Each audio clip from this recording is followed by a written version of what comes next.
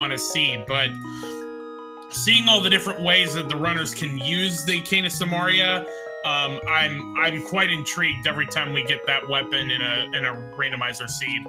Yeah, and it looks like we're underway. The moon is crashing. That's not going to be for a couple of games, unfortunately, Uncle. So both of our players wearing matching sprites today. Yep, just your standard Link sprite. And a big 20 there in Link's house just to get them started, money-wise.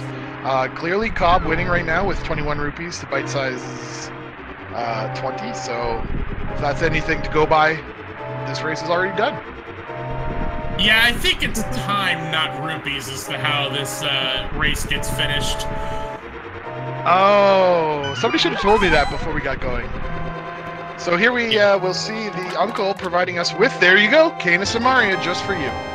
Very nicely done. I promise I had nothing to do with how the sea was rolled. Yeah, now what really makes this interesting is we start to see just how risky the players are going to be with their farming for bombs. Interesting their BK didn't pick up that last possible mana refill there, so he's slightly less than COB. Yep, we also had Fisher Price my first shield in the chest in Uncle's tunnel. Yeah, it's not really anything that a runner's happy to get, but if it does lead to the fire shield, the second level of shield really is a helpful item. I'm sure at the start you kind of hope to get some other weapon fairly early on. BK is going to go ahead and throw this block around, take out some of these green guards hunting for that bomb. Doesn't get anywhere, unfortunately. Nope. Now in the randomizer, in normal, well, there's bombs. Never mind. Yeah, and that really is going to make take a load off both players' minds. They're probably not going to see them do any more farming. 3 bombs is a nice amount to have to get through this. They're probably just going to make a beeline. They might kill a few things along the way in the snake hallway just because they're in the way, but the farming is over with. Anyway, what I was trying to get to is that normally in the standard game, you wouldn't have the possibility of having bombs drop, but in Randomizer, all the random items are, all the item drops are randomized, so they would be able to farm bombs, but as we have 2 triple bomb packs in the escape sequence, we really aren't going to need to worry about bombs now.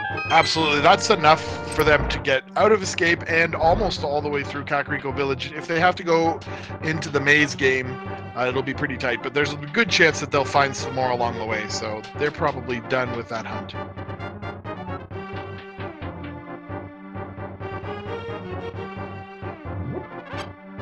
COB having a little bit of problems with getting that green guard and getting in there in that cage, but he manages to get it done and gets the map. Yep, so that map does mean that the remaining chests here in the escape sequence will be live and that they can have something useful progression-wise, up to and including the Sanctuary chest. Yep, so the one chest in the sewers will have to be the small key in order to get through that locked door, but Back of Escape and Sanctuary chest will contain items.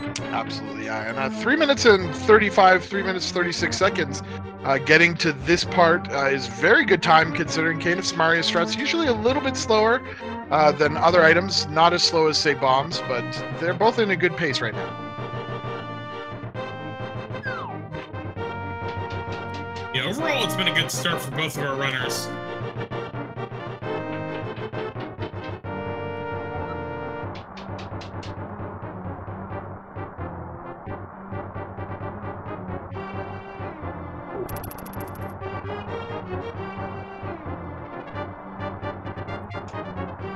There's actually, so chat's talking about how many bombs they actually need.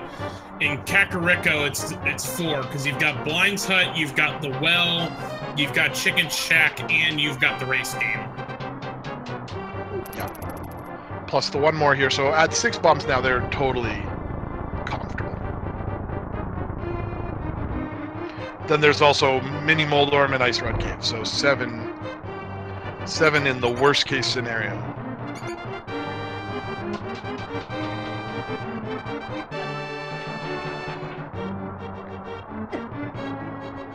And you can see here both runners not even bothering. Very happy with their bomb count at this point. And as you say, there's the small key, had to be there in order to open this door.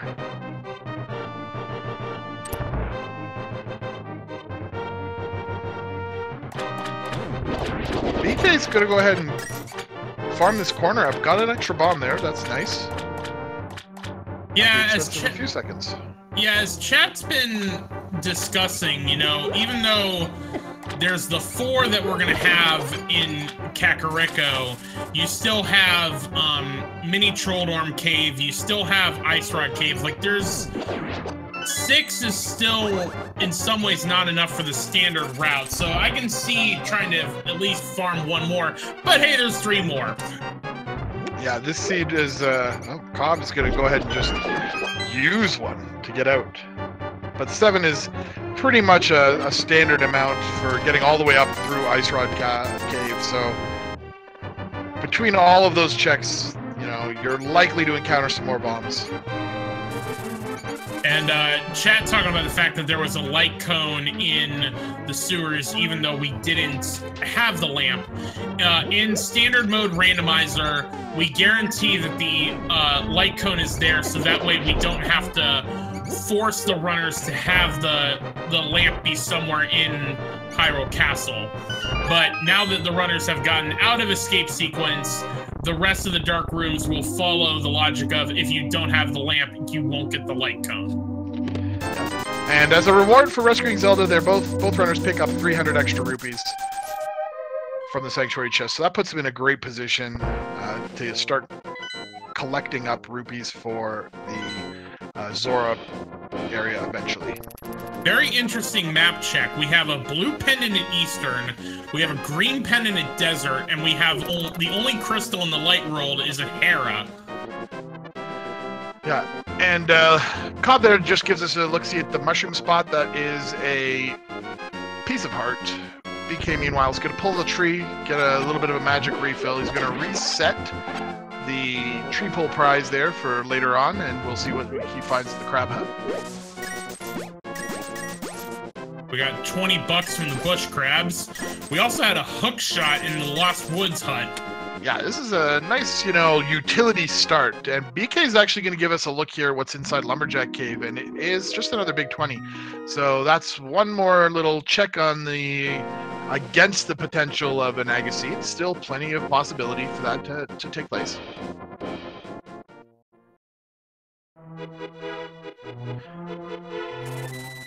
And COB's going to give us our first look at the checks inside Kakariko Village here as he enters Blind's hut now. Getting the hookshot early is really nice because it gives you a new weapon to use in the Mini Moldorm Cave.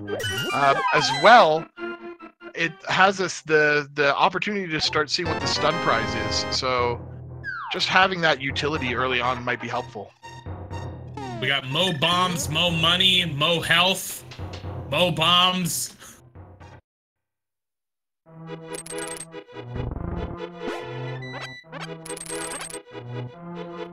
And a swag net. And a net.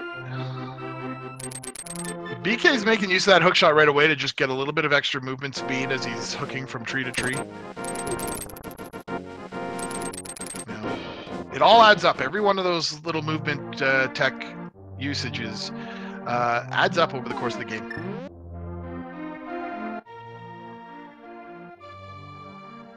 So here in the well, we see a lantern, which, while nice, also bodes a little ill will for the potential of there being an Aga required early seed, as that is one of the required items in order to make it through Castle Tower.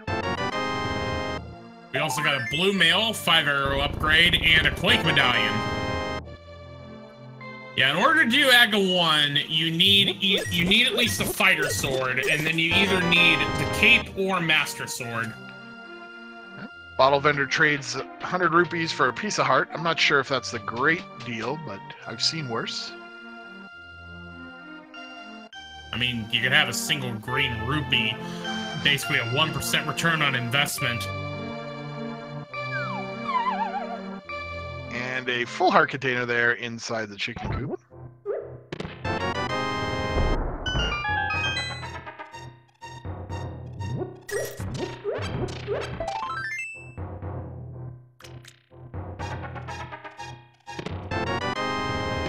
Oh, so this is actually, they're not actually using the same sprites. All right, we got Power Glove and Back in Tavern. Oh, yeah, they are slightly different. Yeah, so BK is actually using a sprite where the hat color, it matches the tunic color of Link. And we found there the Back in Tavern giving us the Power Glove, and our first sword that we've seen there is sitting on the library ledge, so they're going to need the boots to get that particular one. But it may mean that if they don't find boots early, they know that there's a sword upgrade later on for them to pick up fairly quickly. Just a 5-arrow upgrade here in the maze game, so that's going to end the Kakariko search for Cobb, as he most likely heads down to the south shore of Lake Hylia.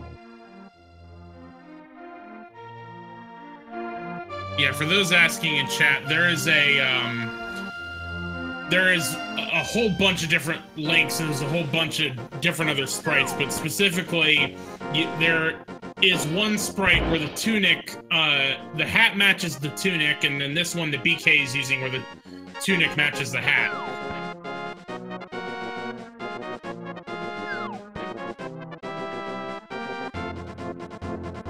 So getting a nice hookshot skip there on the first chest in the dam here. Just another set of bombs, sitting at 10 bombs for a long while now. Haven't seen a bomb upgrade yet, unfortunately, for our runners. Yeah, for all the bombs we've gotten in this seed so far, you figured this seed would give you a bomb upgrade, but instead we get a bow when you drain the swamp. Yeah, soggy bow. Not too bad, though. I'm sure that both runners will be very pleased with that early find. Means that Eastern Palace is full clearable at this point. Unfortunately for them, it is a pendant, but there's a few chests in there. They might be willing to go ahead and clear that out unless they find some additional progress along the way. So it is a full clearable dungeon. Right now, the runners can get up to Death Mountain and use the hook shot to get to East Side, but without either the hammer or the mirror, you can't get to Hera just yet. But who knows, we may find it here with the 5 items in Mini Trolldorn Cave. So another arrow capacity upgrade, 50 more rupees, another 50 rupees, a piece of heart, and 20 more to go on top of that. Not even enough to get us up over that 500 mark after having spent our initial resources in Kakariko Village. BK, on the other hand, using the knowledge of the bush crabs, dropping 20 bucks to get all of his Zora money at this point. Yeah, he's really exploited that situation. So, in the opportunity, when he feels an opportunity to perhaps fake flipper, he might head up to the Waterfall of Wishing. Gonna want to find the Moon Pearl first, I would assume, so that he can actually get some more chests than simply the one at Zora.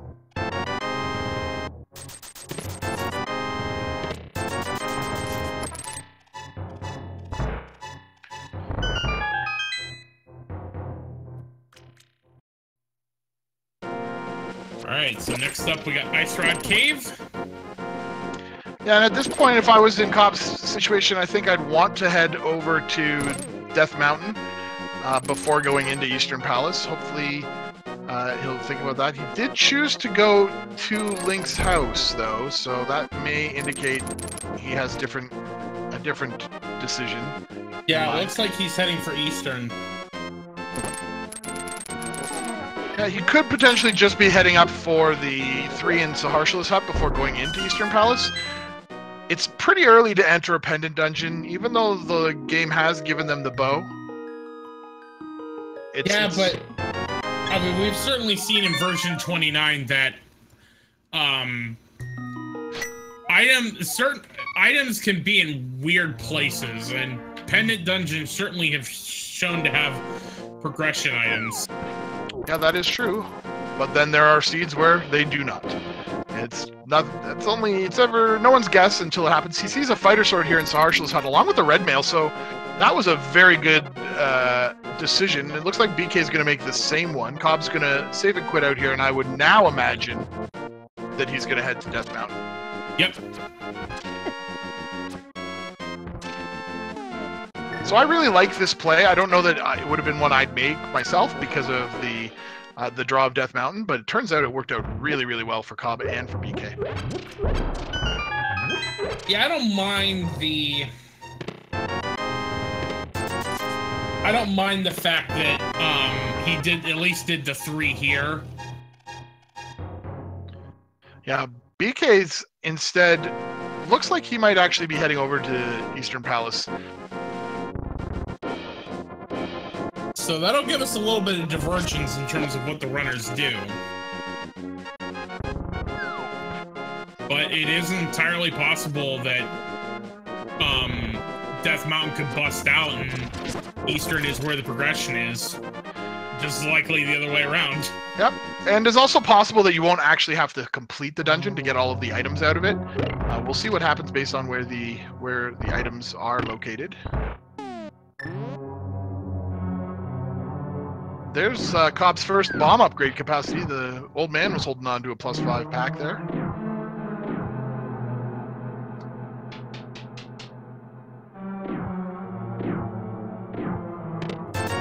Alright, we have a big 20 to start in Eastern Palace. So that's 1 item out of the way. There are 3 here. Unless you're playing the Key Sanity mode, the dungeons will have all of their dungeon items inside of said dungeons. So we know, with Eastern Palace having 6 item locations, 3 of them will be items. We found the Master Sword inside Spectacle Rock, so... There's our second sword upgrade. So that will mean that the Tempered Sword right now is sitting on top of ledge in the book in the library. That also means AGA 1 is in play at this point. That's absolutely true.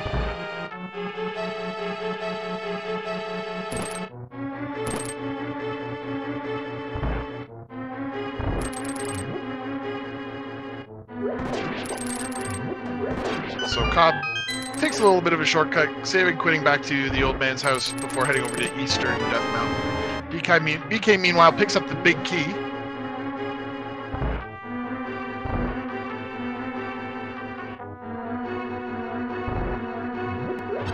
And gets a few arrow refills there along the way. Alright, second item is a piece of heart.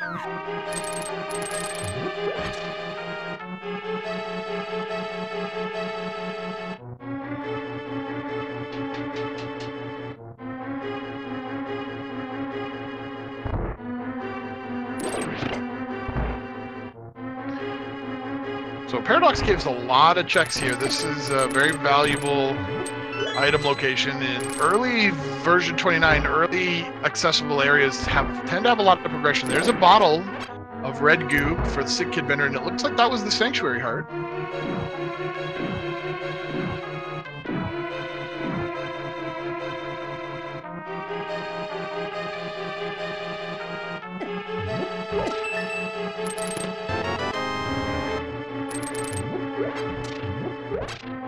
And COB there finds the hammer inside the Paradox Cave. That's a really big item find, because that means we're just a moon pearl away from Dark World access. Really, really nice. And also he found the flippers there, so that opens up a lot of locations inside both the Dark World and the Light World. Once we get that Moon Pearl, he's going to have full Dark World access, as he can flipper and hookshot his way no matter where he wants to go. Yep. And that also means that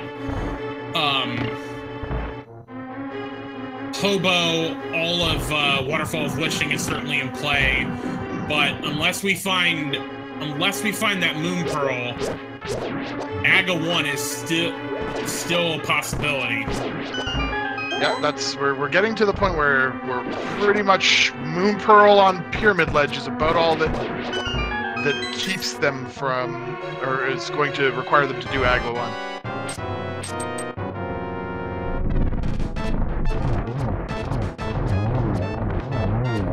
Alright, BK gonna play Ring Around the Armos Knights.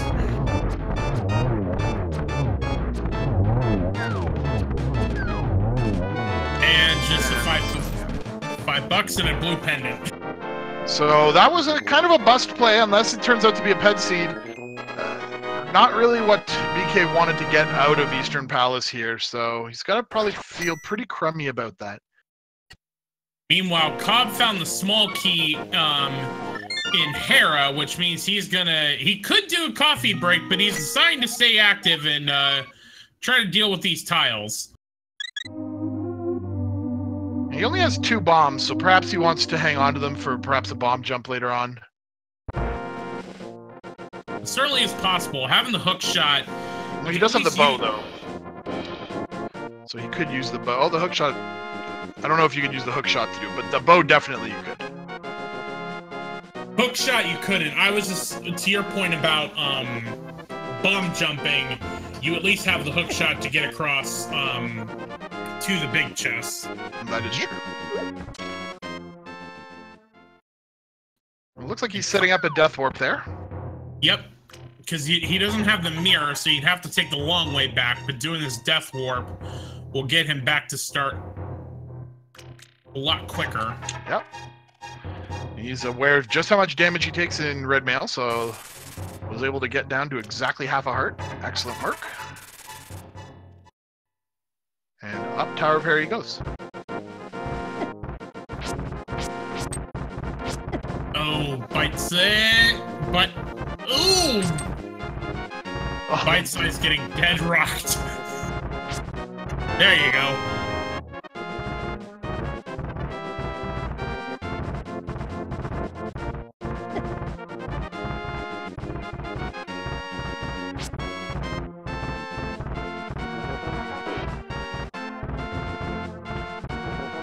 We've yet to see anything exciting here in Tower of Hera, but we've got a couple of chests to check. There's a big 20, so not exactly what you want.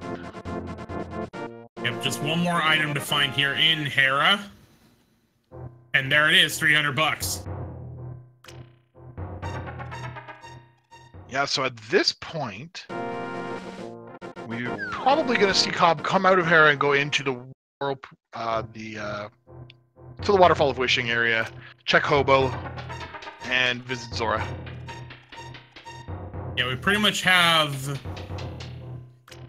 5 locations with the flippers, plus Agina's Cave. If any of those 6 locations do not give us progression, then the Moon Pearl will be on the Pyramid Ledge, and you'll have to go face Aga 1.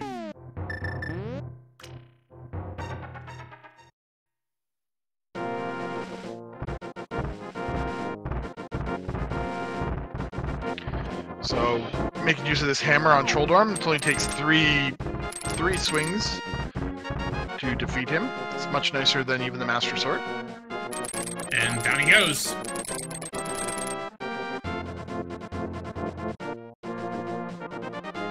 Alright, there's the map and the first crystal of the game. Yeah, 23 minutes, that's very nice. Of course, Cobb's probably gonna, if he doesn't find Moon Pearl elsewhere, probably gonna still make the play into Eastern Palace before going to Castle Tower, but we'll see. You never know when you might pull the trigger on doing a blind Aga 1. He is going to make his way over to Spiral Cave, take the long walk down though. Oh yeah, I did forget about Spiral Cave.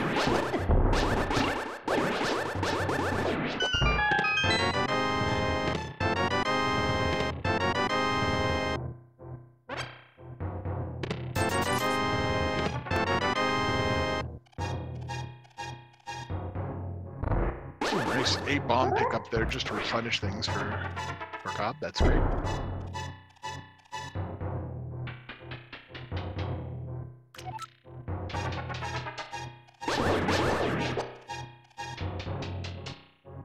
And there's the Moon Pearl, so say goodbye to Aga 1. So that's going to feel really good. The world is really opened up for Cobb, and BK is going to follow shortly behind that. After he finishes Tower of Hera, you can expect that he'll go down the Spiral Cave as well, and start exploring the Dark World.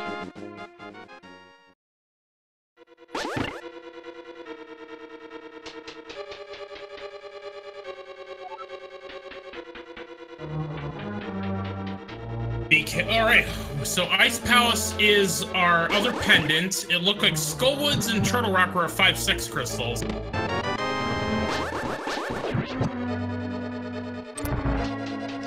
And we'll get a look at Hype Cave. Since we haven't had a very hypey location yet, there's an opportunity here for something special. Let's see what we get. Just $20 to start. Titan's Mint. Heart container, $20. And a piece of heart. That's a solid meh. I give that a solid meh. It's a 2 out of 5.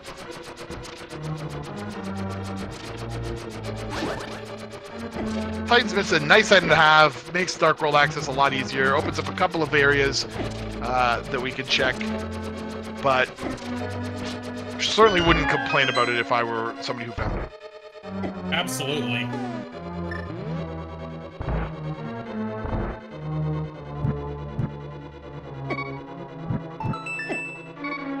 Chat's upset with my 2 out of 5. 2 out of 5 is 4 out of 10.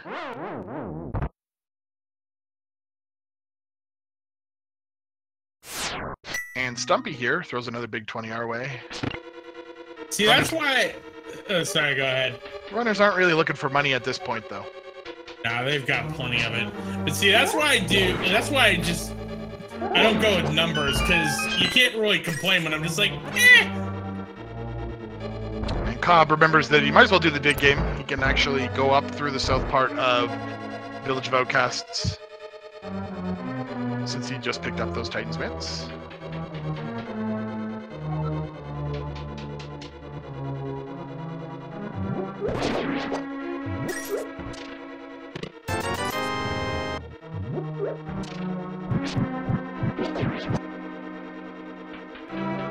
So far, 15 digs.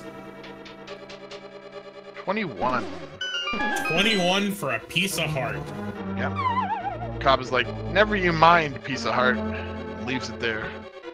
Now, granted, I suck at this game, but at 8 hearts, even with red mail, I wouldn't be turning down a piece of heart right now. He's just gonna throw it on the ground. Cobb gonna go ahead and rescue Jeremiah the Bullfrog. Well, you can pick him up and walk all the way around with him. He doesn't have the meter to make it this an easy and efficient route, but he'll do hammer pegs. And he may end up saving and quitting just to come back here and then use the portal in Kakariko Village to get back to the Dark World afterwards. He does have Sick Kid Bottle to check as well, so that might entice him into making this play. We'll see what happens.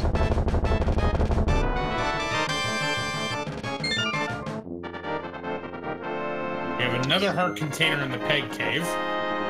Yeah, full heart container he'll pick up at this point. That makes sense.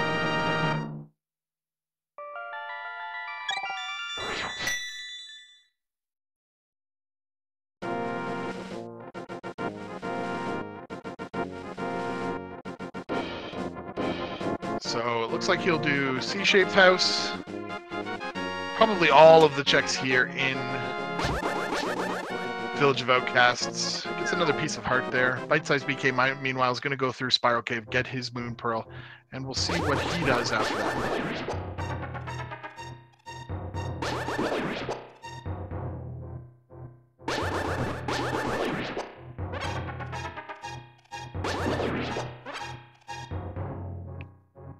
So in the brewery's hut, just another piece of heart. We had a lot of bombs earlier, and we're getting a lot of love right now.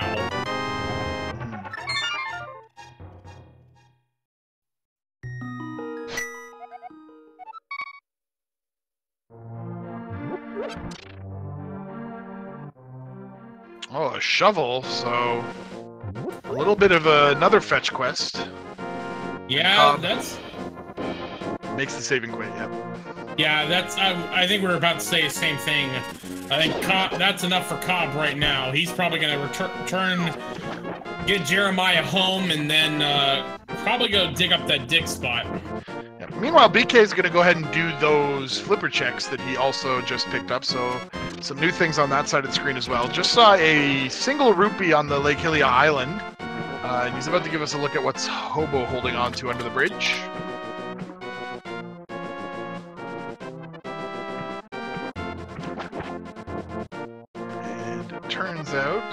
got a piece of heart. Apparently that love is water under the bridge.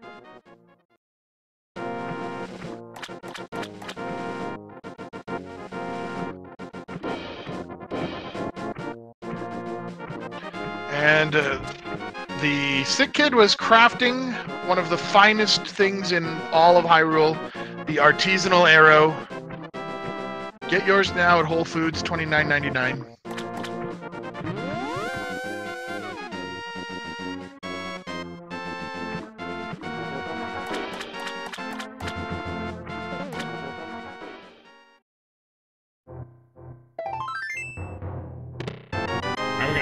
Magic in the Waterfall of Wishing, and just a big 20 for saving Jeremiah.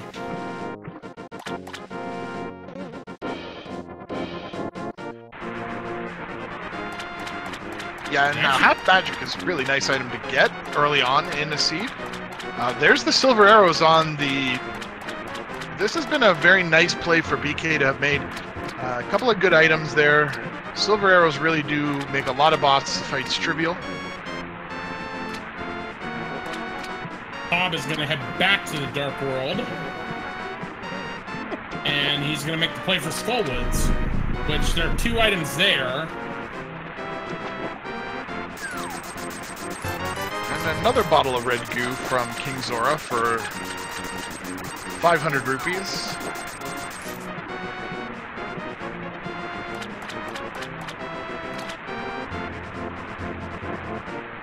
So, well, maybe not what you want. Additional safety is always helpful. That first item in Skullwoods is a 5-bomb upgrade. Now, without the Fire Rod, Skullwoods is not full clearable at this point. The 2 items are before the back. You can get them, but without the Fire Rod, you can't kill Mothula for the crystal.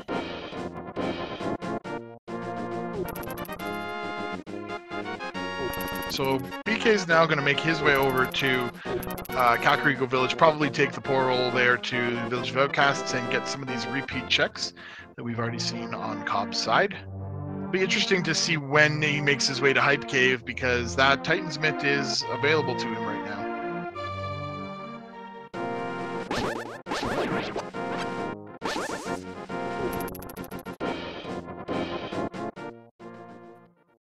I'm gonna set up a bomb jump to check the big chest, and gets a small key for his troubles.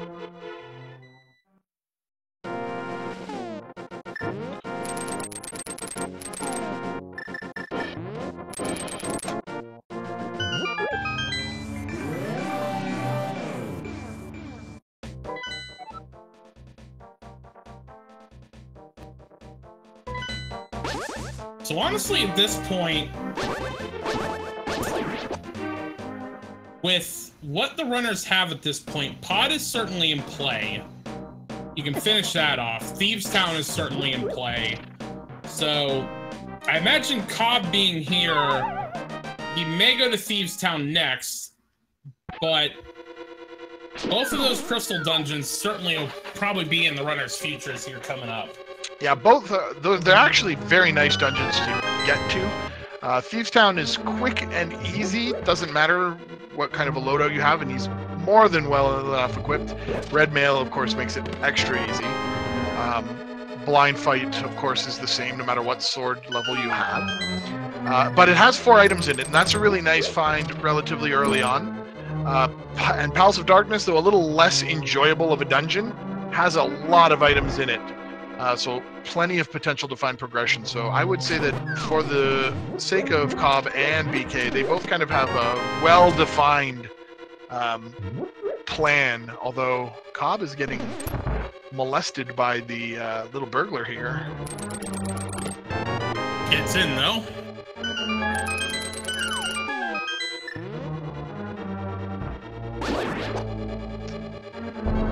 Finding an early small key here may point to the requirement of getting the big key in Thieves Town.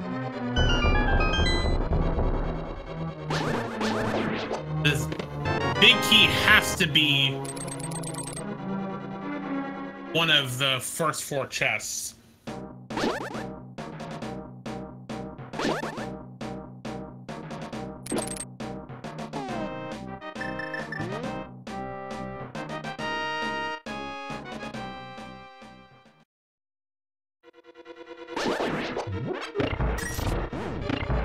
Chat mentioning about whether boots can be on pedestal. So if the big key is on the torch in Desert Palace, then boots cannot be on the pedestal because you need it to get get the big key to get the Lamulus. With the logic of being able to beat the boss, it's simply a matter of can you get to the boss and beat it. So if we go into desert, until we see what's on that torch, we won't know if the boots can be on the pedestal until then.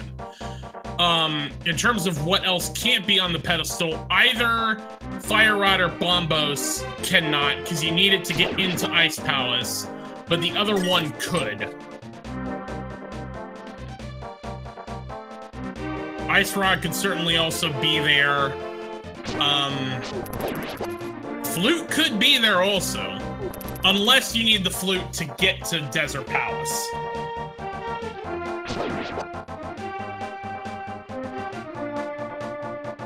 So realistically, a lot of our possibilities for the pedestal are kind of dependent on what we need for desert.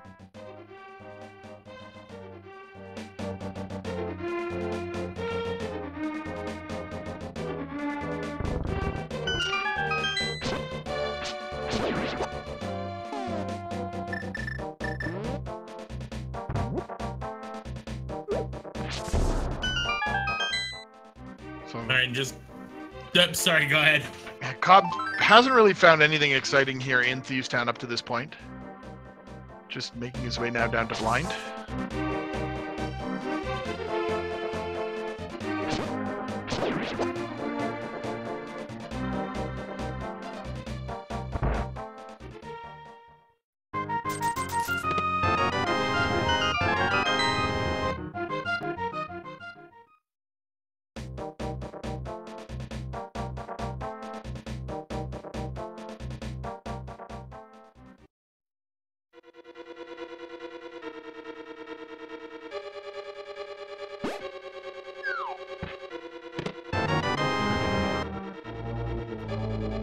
So, we have the small key, so we can't check the Thieves Town big chest. The maintenance chest has a piece of heart.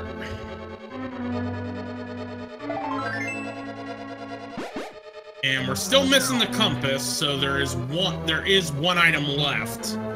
Yep, it could be here, could be on Blind. We'll find out in about 15 seconds.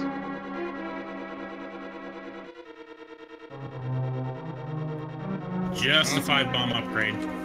Another disappointing item location out of Thieves Town here. Of course, it is a crystal dungeon, so coming here was always worthwhile.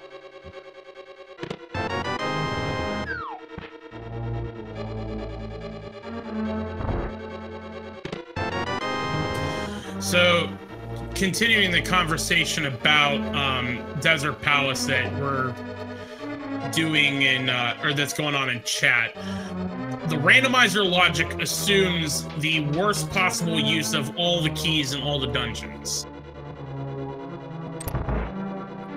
So even though a small key could be on the torch, it has to assume that the runner steals a key from the back of desert and uses it the wrong way and locks themselves out. So therefore, if the small key were on the torch, we would still be boots locked because it assumes you use the keys in the wrong way. Or at least, may not be locked, but it would be out of logic. Or logically accessible at some point. Alright, but Cobb does a very clean blind fight and gets the crystal there. And immediately nopes out. Yeah, and I would imagine that he's going to head over to Eastern Palace, or Desert Palace. Sorry, Desert Palace. Palace of Darkness. Unless he chooses to do a couple more overworld locations. But I don't know that there's anything along the way that you want to check. Well, he hasn't done Hobo or Zoro yet. He might do those. And, yep, that's the routing he's going for right now. Now, that's not going to lead him anywhere specific, but it is going to net him a couple of very useful utility items.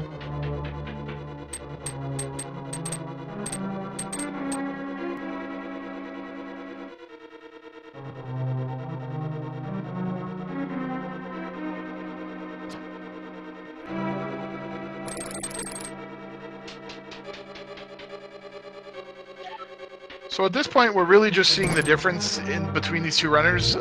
Is going to be bytesizedBK's choice to go to Eastern Palace. He's made a few more overworld checks than COB. Has that entire Eastern Palace complete. COB decides that he's not going to go up to the Waterfall of Wishing yet. Or perhaps was going to just save and quit for speed. Oh yeah, interesting. It is interesting the way he routed it.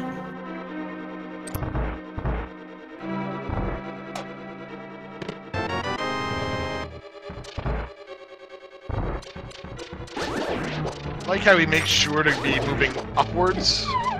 Oh, BK takes a fall there.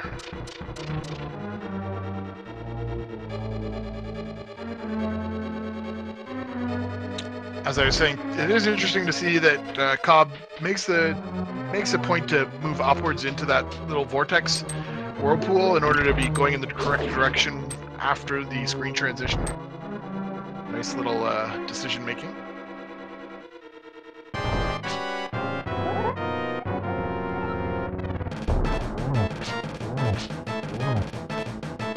Chat mentioning that BK checked bumper ledge and saw the ice rod. I don't remember seeing that.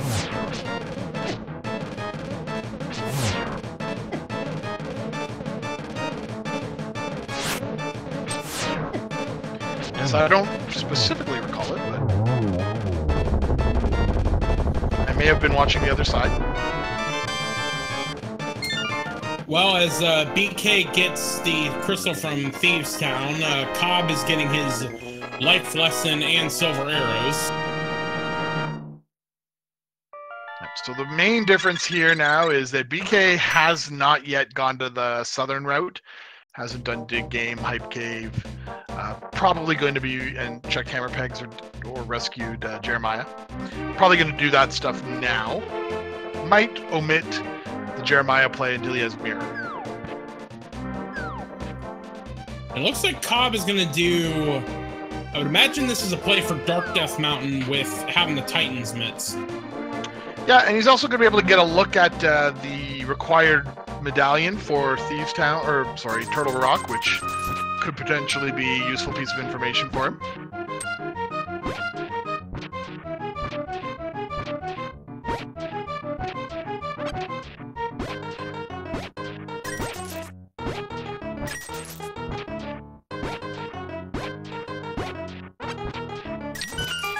Perhaps he's going to do something else. He's going to go up to the top and go from the top down, it seems. Certainly is an option. Yeah, it's actually a little bit faster to go down Super Bunny Cave to get to the chests and then pop right back up out to do Hookshot Cave, so...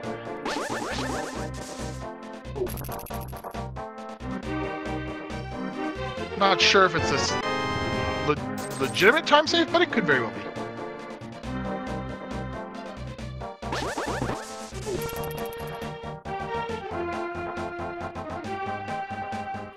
Alright, and we got Bombos for Turtle Rock.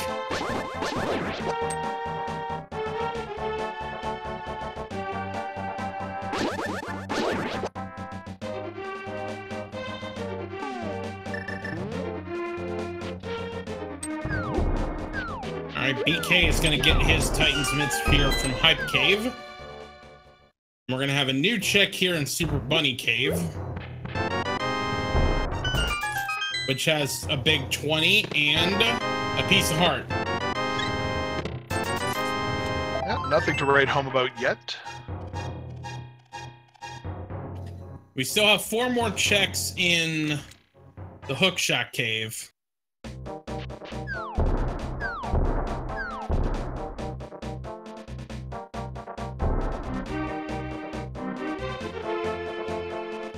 Now, technically, with the 2 bottles of red goo that Cobb has, he could make the play into Spike Cave. Not technically in logic, I think, but could make it. And there's the boots. So what a good find there in Hookshot Caves. Gonna activate the ability to get that Tempered Sword as soon as he heads back into Kakariko Village. And it looks like he is gonna head over towards Spike Cave. You have 10 arrows in the pyramid ledge. Oh, getting a very fortunate fairy there. There's a good chance you'll get one from those bushes in the cardinal directions. But it is just going to make this a little bit easier, especially now that you can use Hookshot to get a couple of iframes.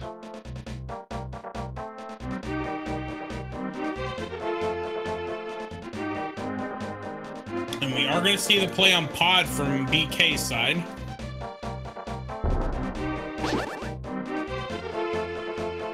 And gets a bottle fairy for his trouble from Spike Cave. Yeah, I don't believe Spike Cave was in logic. I think it's based on you have to have access to 14 hearts, the cane of or the cane of Brian or the cape in a bottle.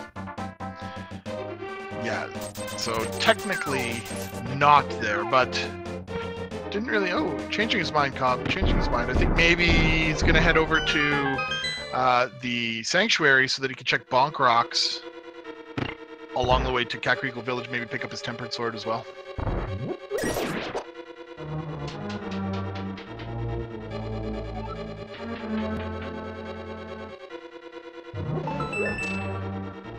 Meanwhile, we're going to start to see what's going on here in Palace of Darkness, where we think there must be, or could potentially be, some significant progress. Just 10 arrows here in Bonk Rocks, so nothing too exciting about. Yeah, other than... Cobb could have also checked King's Tomb, but elected to not do so. Yeah, he's going to take a look at Lumberjack now that he has boots. Fortunately, we know he's just going to see a big 20 here, so... knows that he doesn't have to play that Castle Tower. And now I think he read your mind and he's going to go over to King's Tomb.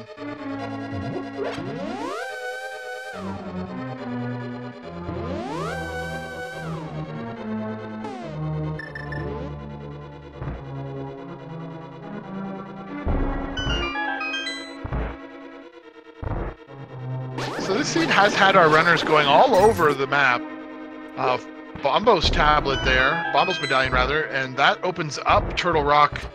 Of course, you're gonna want the fire rod before you make any serious progression in that particular dungeon,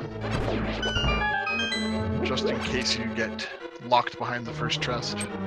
Yeah, you need 2 small keys to get past the first floor.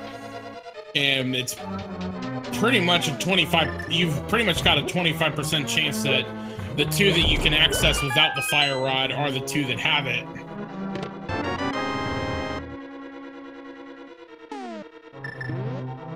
And Cobb now is going to head over to Palace of Darkness as well. So catching back up to BK with a few more overworld checks done. Putting him at perhaps a slight advantage. Going to look at Pyramid Ledge first. I wonder if he'll carry that all the way up to Catfish.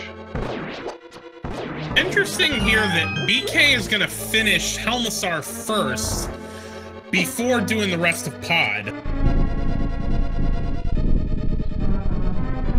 Yeah, if you find enough keys, it's very doable. You won't accidentally make your life miserable, and you get the boss out of the way.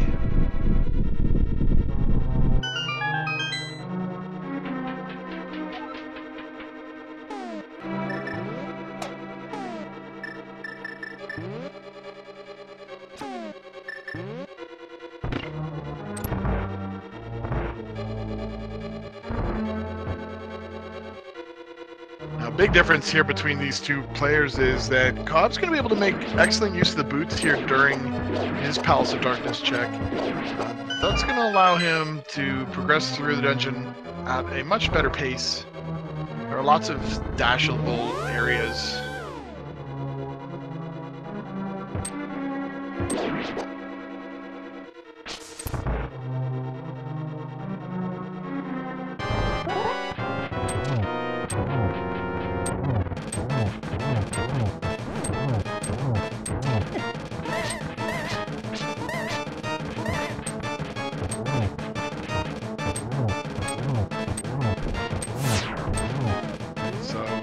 BK making quick work of Halmasar's face mask and launches. Oh, misses with a couple silver arrows, but gets the third one. Gets it done there, and we'll see what Halmasar has for us besides the crystal. Just a big 20.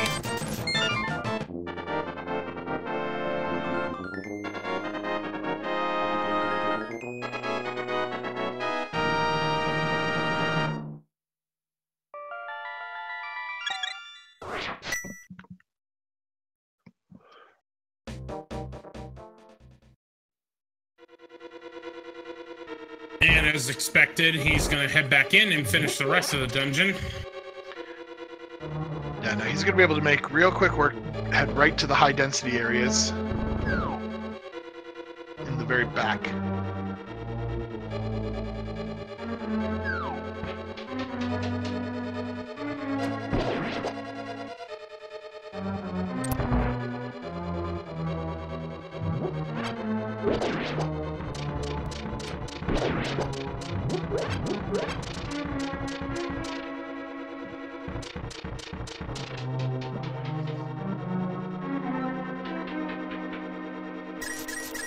Alright.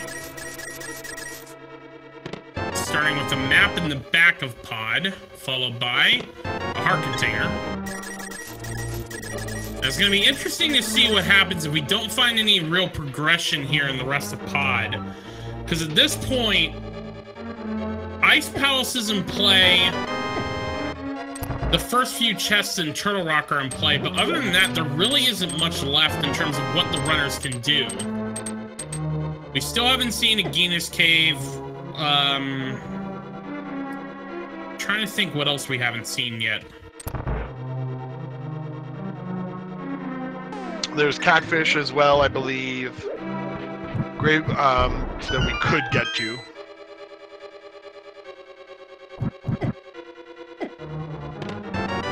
Dark Maze, first item there is the compass. And Cobb sets himself up for another death warp here by releasing that fairy along the way here.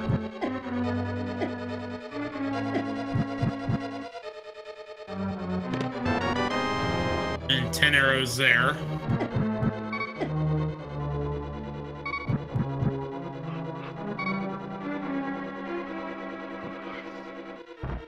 And a 5-bomb capacity upgrade, and BK makes his death warp, having finished all of the checks here in Palace of Darkness, unless he missed Vanilla Big Key location.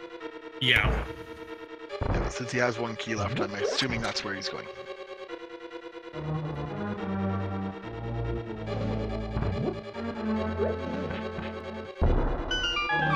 Okay, so Froshay bringing up in chat, bringing up a good Froshay, sorry, brought up a good point that doing Helmasar first could save you a key from the vanilla big key chest, which turns out to just be a piece of heart.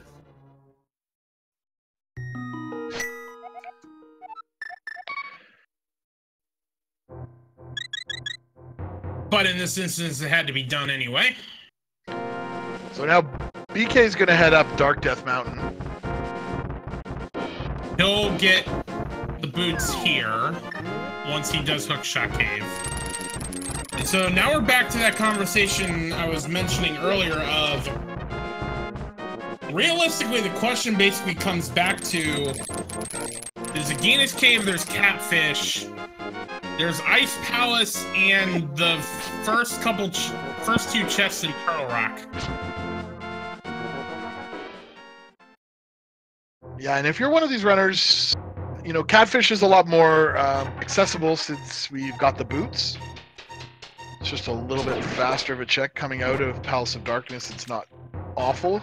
It's not probably going to get any better anytime soon. So it might be worth taking the check there. And then I know that it always bites you in the butt, but Agonist Cave is a little out of the way still. So maybe you just head into Ice Palace. We'll see what they decide to do. And Aegina's Cave is always one of those items that's in Sphere 1 that has been available from the word go.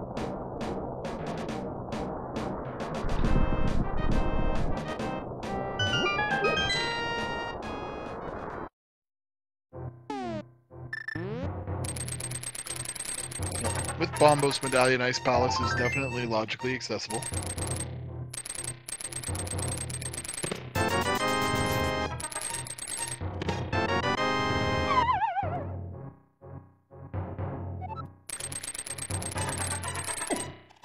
BK accidentally taking a fall there, but you're gonna go ahead and get that fourth chest.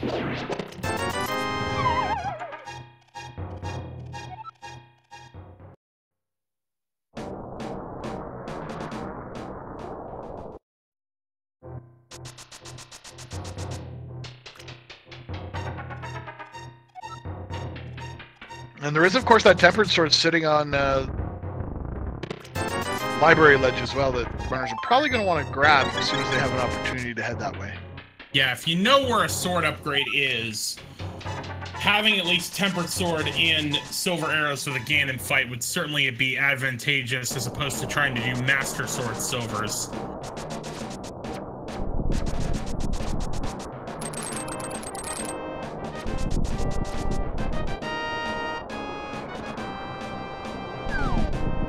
COB, also missing on the first one, gets the second arrow into that crystal on Homicide King's head.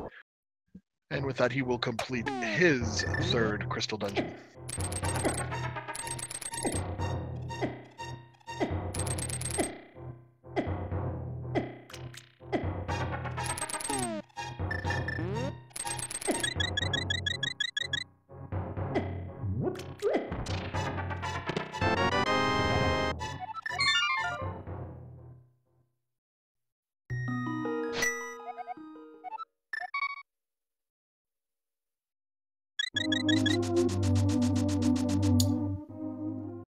And this looks like a flanctuary check for BK.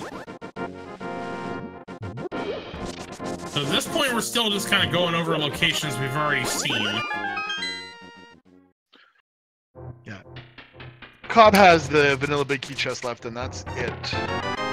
Chad also bringing up a good point. They've had that shovel for a while, and no one's checked the dig spot yet. Yeah, without the flute, it's so hard to get back to Kakariko Village if you're not planning on it.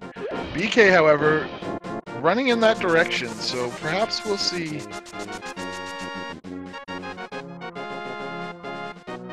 Nope. Has Bonk Rocks to do, of course, still. And now COB is heading in that direction, so...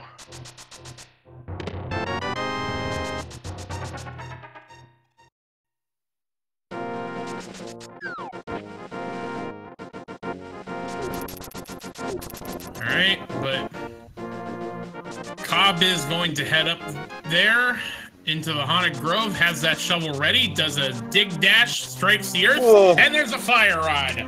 Fire rod is a nice item to find here. That's a progression for 2 dungeons. Can now finish off Skullwoods and then head up to Turtle Rock.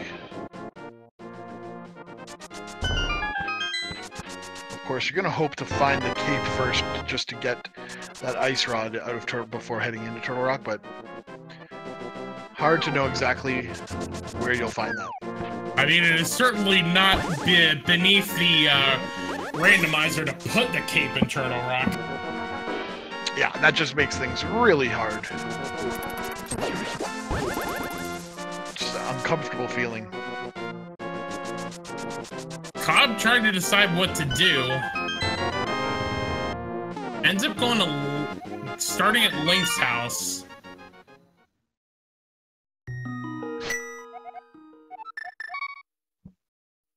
And it looks like he's gonna make his play to Ice Palace. Okay. And BK is instead taking that fire rod to Turtle Rock, I would think. Oh yeah, that's a gutsy move. When you have some dungeons that are fully clearable, and ones that are not, it just feels like an odd choice to go to a dungeon that you can't quite completely clear when there are two that you could. Yeah, but that's, I mean, realistically, this is the gamble the runners have at this point, is do you do a full clearable pendant dungeon, or do you do a partially completable crystal dungeon? Well, I would go to Skull Woods, but at the very least, but we'll see. Now, granted, the thing about that Skullwoods play is we've seen both items in Skullwoods, so at this point, you know, it's just for the crystal. Oh, I thought we had only one. No, it was a 5-bomb upgrade, and I think in the back chest, I want to say that's where the big key is in NMG, but that was a piece of heart.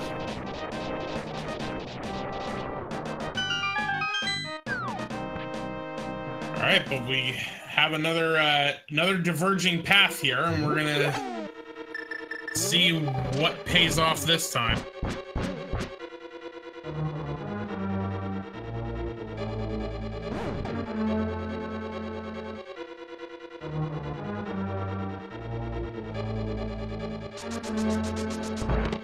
All right, we got Ether Medallion to start in Turtle Rock.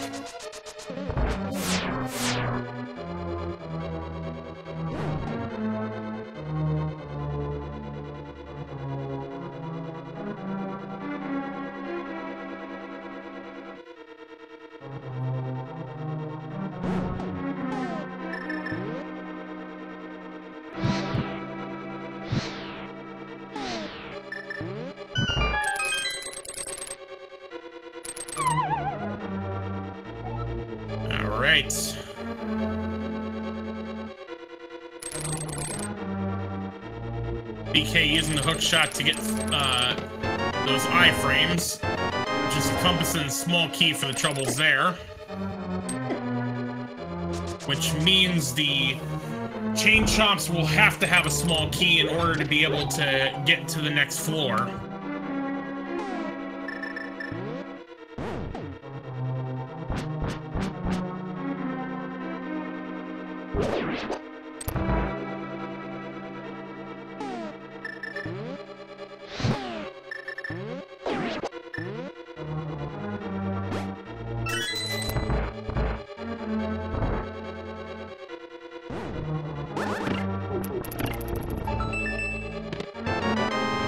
There is that small key.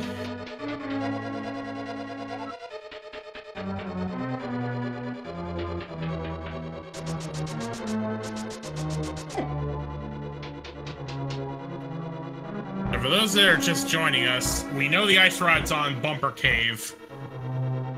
So, at this point,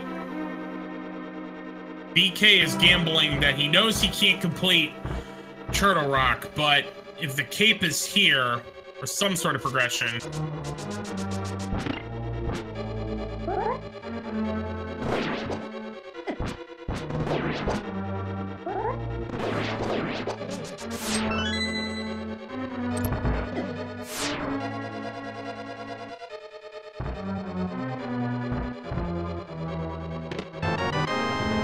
But so far, neither runner finding much.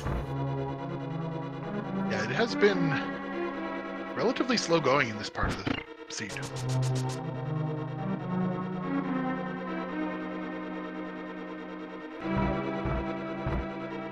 Other than the Ether Medallion that BK found in Turtle Rock, there really hasn't been much we've seen. Mostly just dungeon items at this point.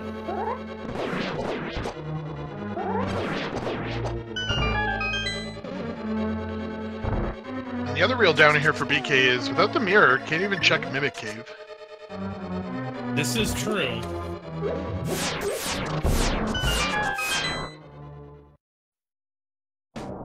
Although Although I have seen Mirror be in Laser Bridge.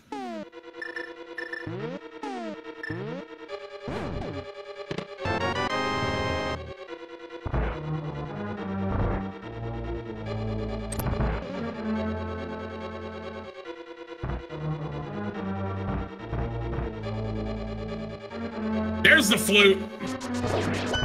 Yeah, no, that's a nice find for Cobb. That's going to put Misery Mire on the table. Although you prefer to have the mirror as well beforehand. Because so then you could combo Desert. Sorry, didn't mean to step on you there. As well, Checkerboard Cave becomes a possibility, and it makes for easier access to Agonist Cave. So, you'd want that, but can't always get what you want.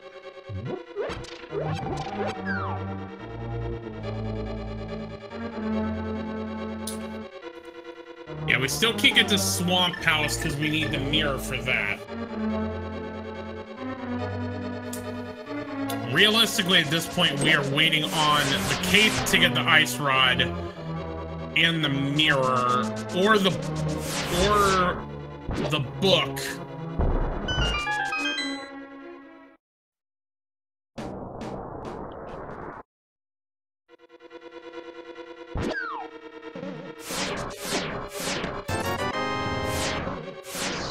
No cane and no cape and no 3 shields available at this point. Technically, this is a small sequence break here on Laser Bridge, and just going to pick up a key here at the end. So Turtle Rock does not pay off. Nope. And Cold Stare just having a heart container and the red pendant.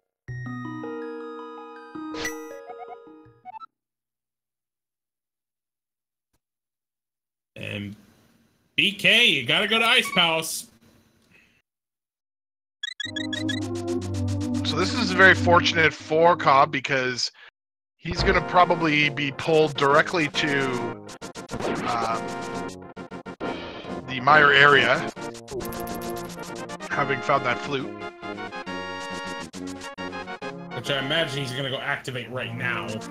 Unless, of course, Misery Mire is Ether. In which case, this seed would have had some very nasty logic. Oh, that is true.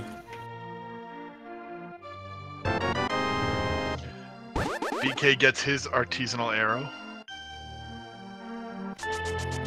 And I imagine is probably heading for Skullwoods in order to finish off Mothula.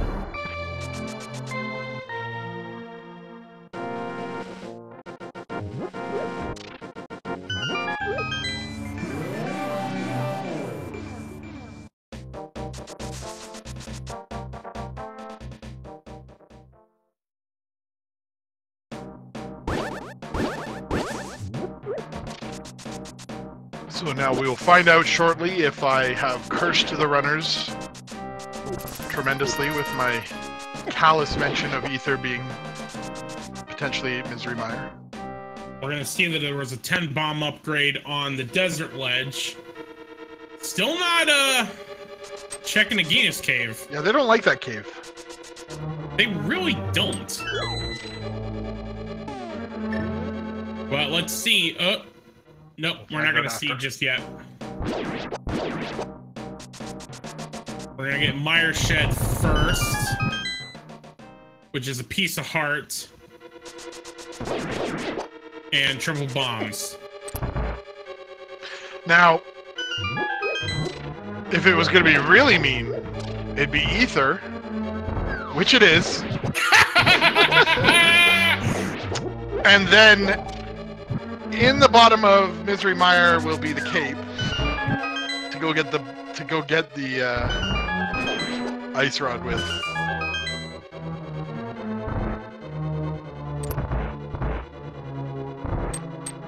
I did it again, guys. I'm sorry. Sorry, not sorry. You're not sorry.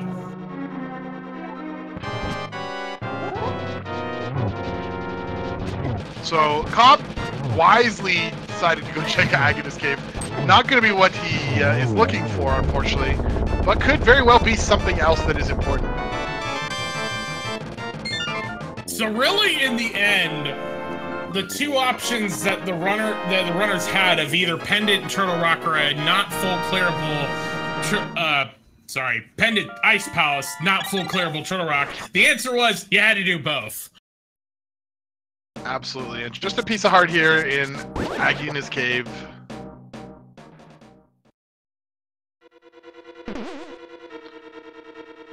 And let's just take a look here at, 14 hearts, an hour and 10 minutes in, so many items, not items really, but such a circuitous route required here for our runners to make progress.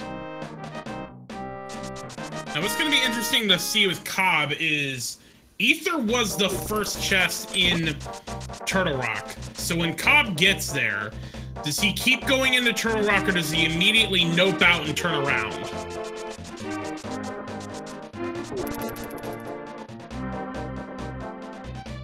Yeah, I will be interested to find out. And chat brings it up. They were both correct plays. They just need to be strung together.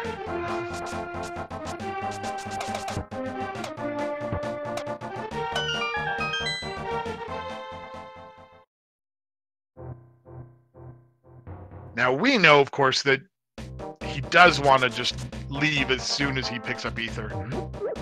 But he can't possibly be in a position where he's aware of that. He might also find the cape and think, oh, I want to kill two birds with one stone. Now we did have someone new in chat mention that they're new to the randomizer, so let's do just a quick explanation. So this is Legend of Zelda: Link to the Past. All of the items have been randomized in the game, so any game can be any item can be anywhere.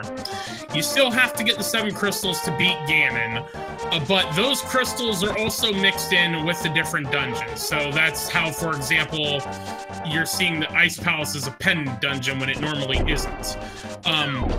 All seeds have to be completable the way the randomizer works. So there is not going to be a seed that the randomizer gives where it is not a completable game. But the game is essentially now you go through the world, you find the items, and from there, the seed then uses that to lead you to different locations. So in this example that we've got right now, we need the flute and the Ether Medallion to get to Misery Mire, and Ice Palace has the flute, and Turtle Rock has the Ether Medallion. And we just saw our catfish check didn't really pay off. Literally, it was just $5. And Cobb is making the decision to carry on in Turtle Rock, so I don't fault him in any way, shape, or form for this play, because you really, really are looking for a lot of items here. You could potentially find the cape, you could find the mirror, the book. There are a lot of potential items that will be useful. Even powder at this point, and mushroom, a couple of fetch quests could lead to things, so you kind of want to check it since you're here. Yeah, it certainly makes sense. Granted, again, I suck at this game, but my general philosophy when I run is, the only thing worse than having to double dip a dungeon is to triple dip. So if I make the commitment to go into a dungeon, I'm going as far as I can. Absolutely, yeah. But it just so happens in this instance that because there literally is nothing else in Turtle Rock at this point, the right play would be to just get that Ether Medallion and just turn right around, but the runners don't know that. Yeah, and what's really interesting here is BK, until BK chooses to go into Ice Palace and gets the flute, is not really aware that that play into Turtle Rock was absolutely necessary and correct. So, still under the impression that it was a waste of time.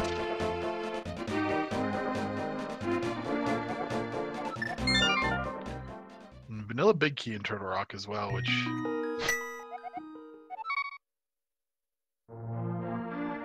Alright, so we're gonna get a lunchbox check here. And at this point, we've pretty much we know that there isn't anything in the Genus Cave, but BK hasn't been there yet. You have to think BK's heading for Ice Palace soon, because we've pretty much exhausted all the options that are left.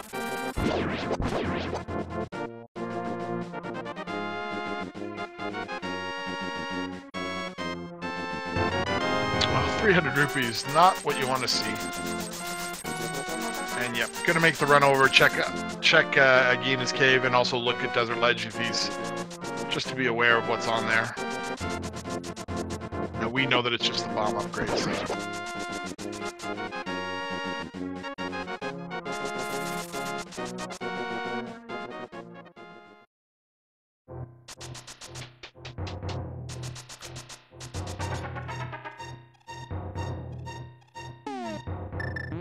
We're gonna see big words. BK check Agina's Cave. I kept wanting to say big key there.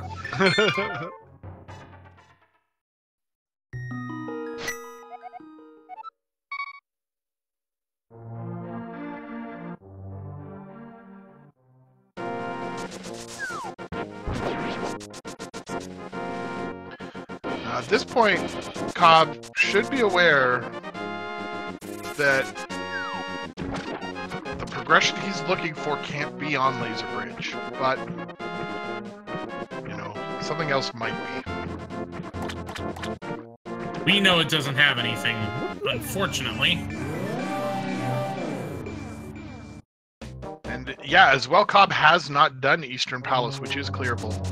Well, BK has, so there's also the chance that he might go there as well. But I think having finished Misery, or picked up the Ether Medallion, he'll go to Misery Mine first.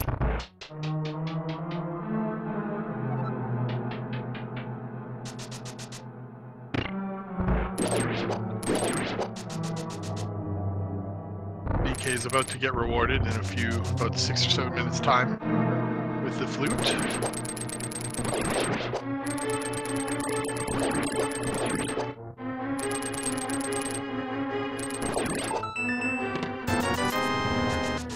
COB getting a safety check through this door here. The last thing you want is to accidentally die on Laser Bridge. Have to start far away as opposed to right here.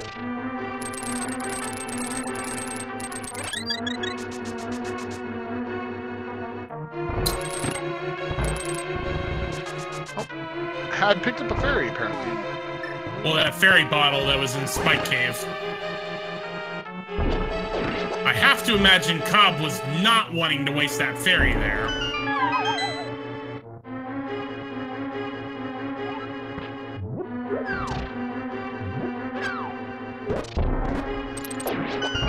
So Chad asks if you're BK, do you collect the pendant? Well, in this particular case, there is an item on Cold Stare at the end, so that was a full heart container. So he's probably going to go all the way. And Ice Palace is one of those notorious dungeons that if you do have to double dip it, it is a time sink that if I was committing to it, I'd get the pendant anyway on that off chance that the pedestal has necessary progression. COB forgetting that he doesn't have the mirror and instead gonna go right for Misery Mire. Now what'll be interesting is to see what he finds here. Something has to be here. This is, like, COB has combed the entire map at this point. This is the only thing he has left.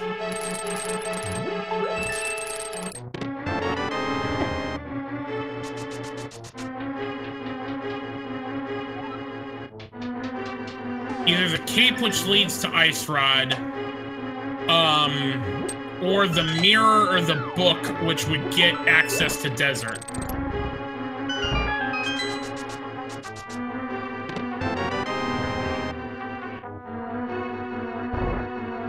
Well, with the mirror, you'd also have access to Swamp Palace at this point, which That being is a crystal would definitely be where you'd want to go right after that. Especially with it having 6 items as opposed to the deserts 2.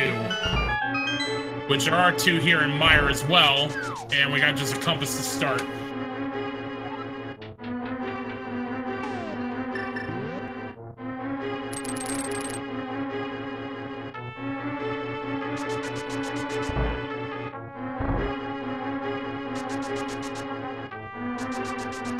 So we could have book here that leads to desert,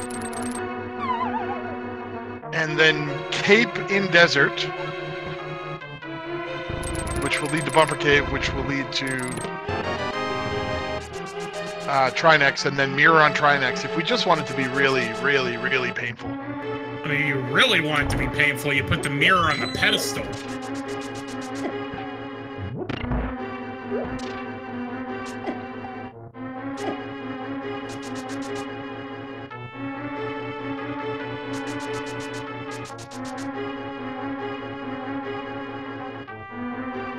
But there's the mirror. So mirror here is, of all of the things they could have had, it's the nicest of them. Just gives another completable dungeon, I would say. All right, as some of you in chat have pointed out that YouTube gamer Total Biscuit, whose real name was John Bain, passed away today at the age of 33. He died of bowel cancer, and as some of you probably also know, my fiance's father passed away from cancer. So for all of those in the game community that have been affected by cancer, please at this time, for a moment of remembrance in the Swag Duck National Anthem.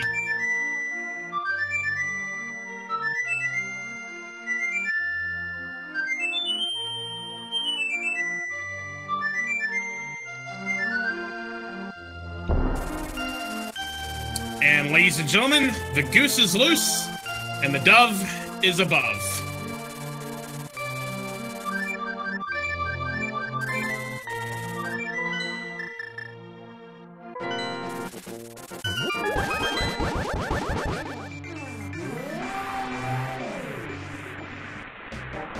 So here BK is going to be rewarded for having made that Turtle Rock play when he sees that Ether Medallion is necessary.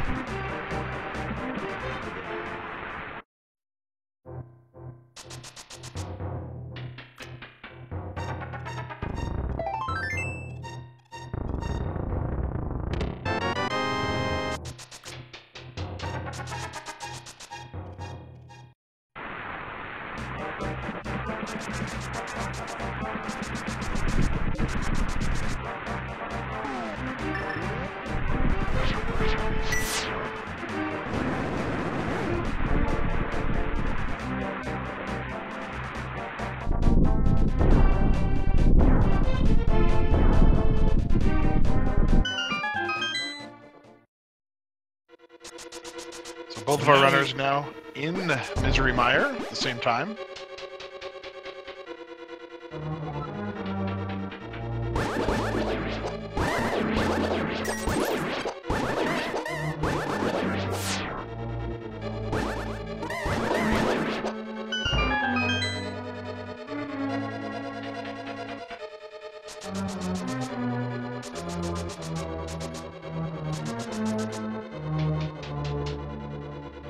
And Cobb is going to show us how nice Vitreous Fight is when you have silver arrows and a tempered sword if you need to throw a few spins in there. Very nicely done.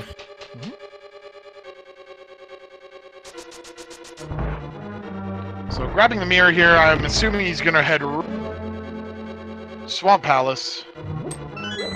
Full clear that dungeon as well. Now there is Checkerboard Cave that he could check also. Oh yes, he does have the mirror now.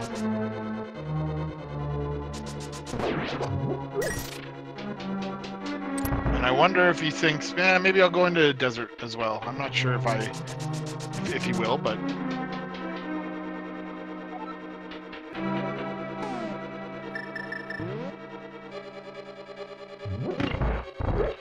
so at this point, it's safe to say that COB is that we are basically a cape away from go mode, since cape leads directly to Ice Rod.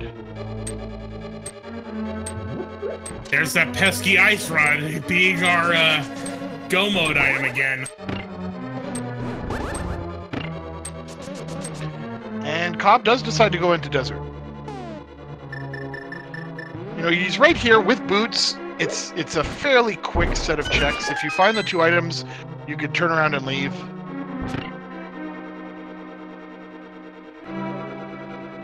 Small key there to start. COB, you gotta pick that up if you want to do the checks.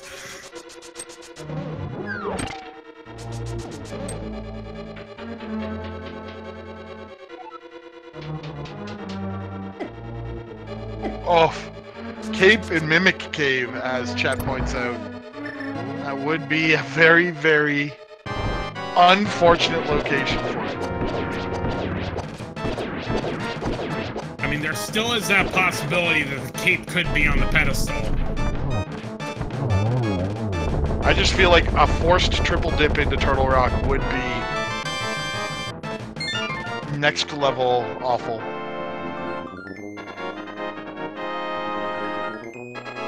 Alright, so we found all the dungeon items at this point, so it's Lalala and the big chest have the 2 items for desert. Yeah, and since you've already gone this far, you have to you're forced into doing it, unless, of course, you find Cape right here. The green pendant being desert means that Lalala is actually worth 2 items instead of 1. We have a heart container there to start.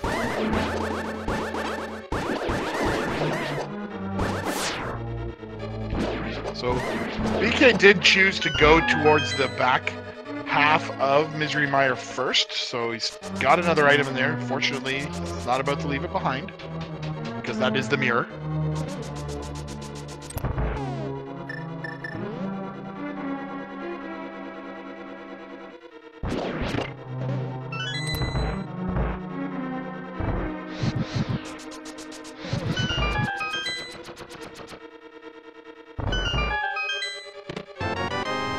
BK getting that mirror.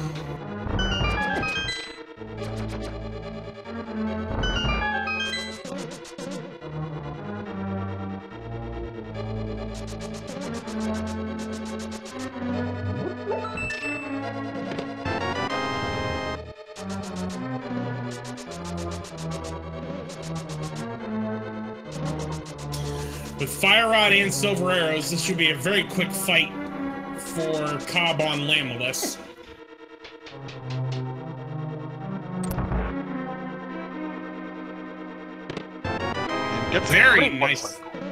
Very nicely done.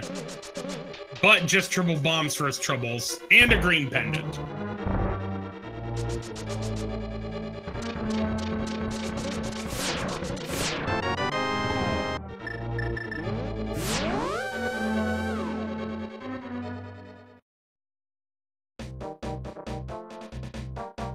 Alright, so we're gonna see BK check Checkerboard Cave as well.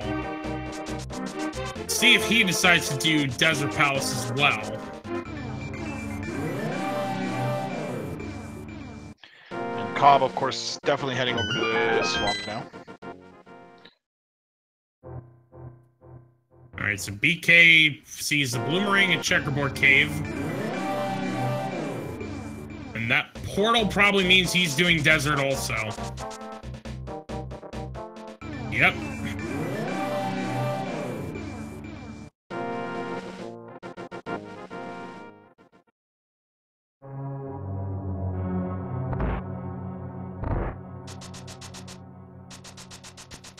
So at this point,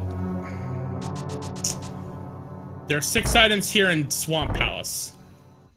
And this is, well, I was about to say Swamp Palace has to have something, but with finding that mirror, we could also do South Grove Cave, we can do Graveyard Ledge. There's about 8 places left where either the cape could be. And actually, if you don't find that cape, you pretty much know it's a pedestal seed at that point.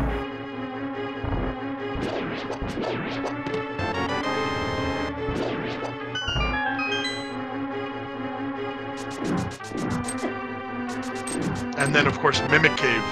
Oh, now that he has Mirror. Oh yeah, I forgot about Mimic Cave. Well, we got Butter to start in Swamp Palace. Yeah, you know, don't really necessarily need it, but does make many of these fights very quick. Helps on the Trinex fight. Helps in Mothula as well now.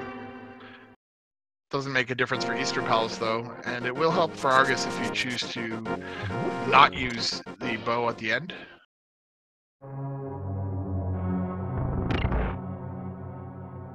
It's very unlikely that we'll get 100% seed, at least 100% dungeon seed, because our runners don't have to go to Castle Tower.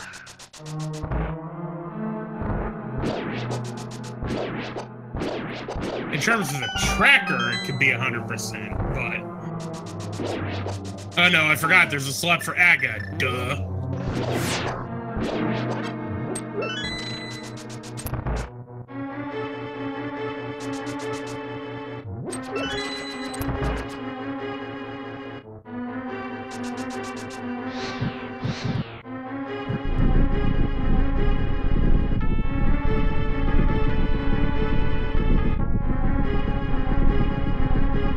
Left side is looking more and more to be required to find all the items. Now, Cobb gonna forego left side Swamp Palace and just gonna go straight for Argus and gamble he finds the cape on his way to Argus.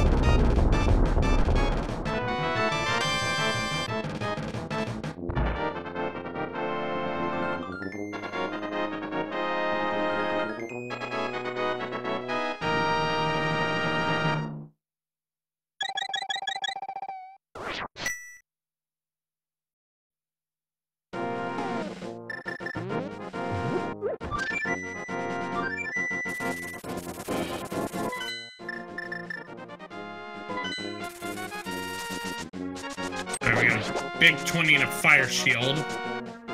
BK is going to show us what Sahasrara has.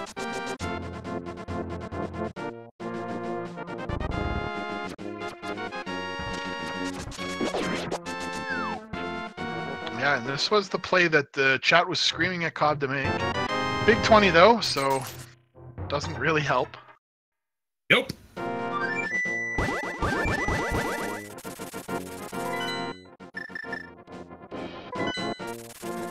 Imagine BK's heading for Swamp here.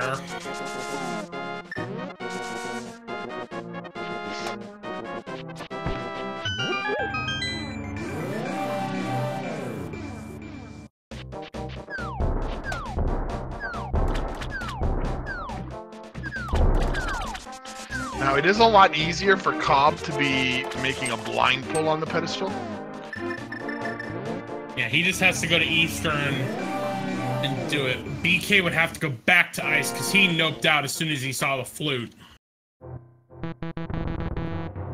Very nicely done on Cobb, with Cobb on Argus for the big key.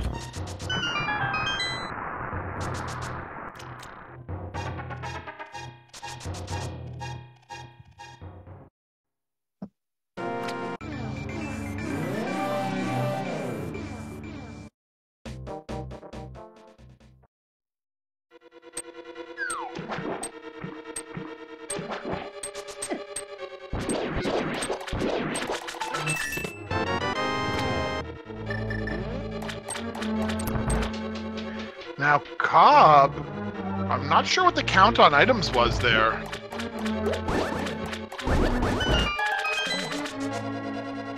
There is at least one item that is still there. Yeah.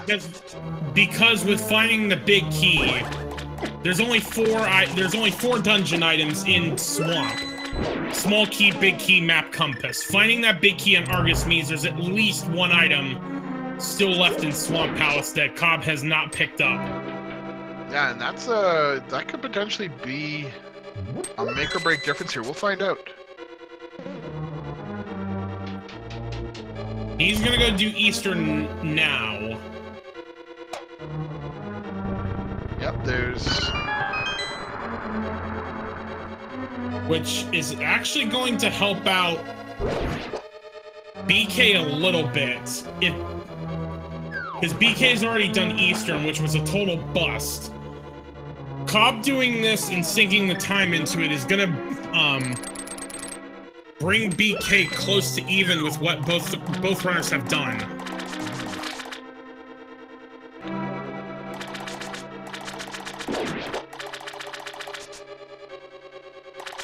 But I must say, this is a very gutsy move on COB's part to orphan a couple of chests there in Swamp Palace, knowing that they at least one of them has to have an item.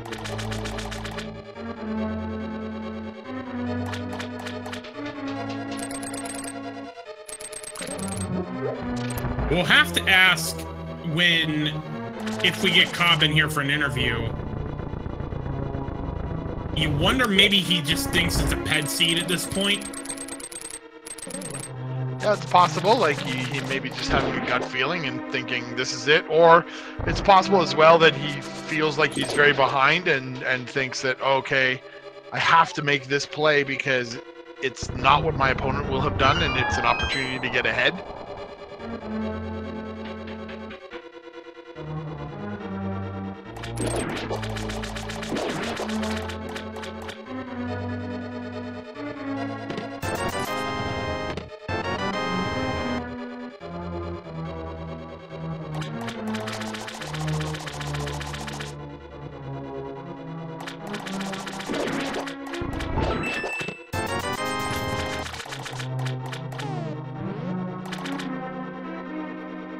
Alright, so we did see the map, so that means there's at least 2 items left in Swamp that we haven't seen.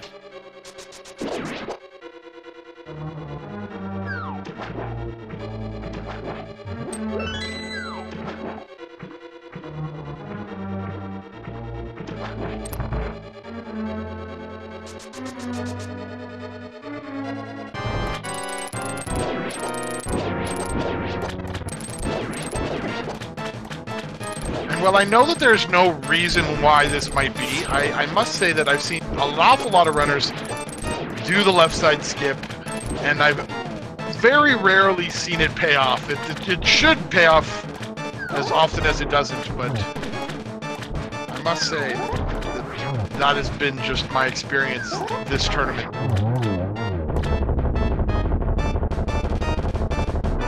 We'll see what BK decides to do as soon as he recovers from collecting this crystal. All he really has is left side Swamp, and then for him it's go back to Ice Palace because he did not finish Cold Stare and there was an item on Cold Stare. But he's going back in. Yeah, but I don't mind the play to go to the back of Swamp first, like that. Can be very beneficial, very helpful, if you can even sometimes clear out everything and then you know. But not going back in was very, very gutsy on COB's behalf. It was a bold move. We'll have to see if it paid off.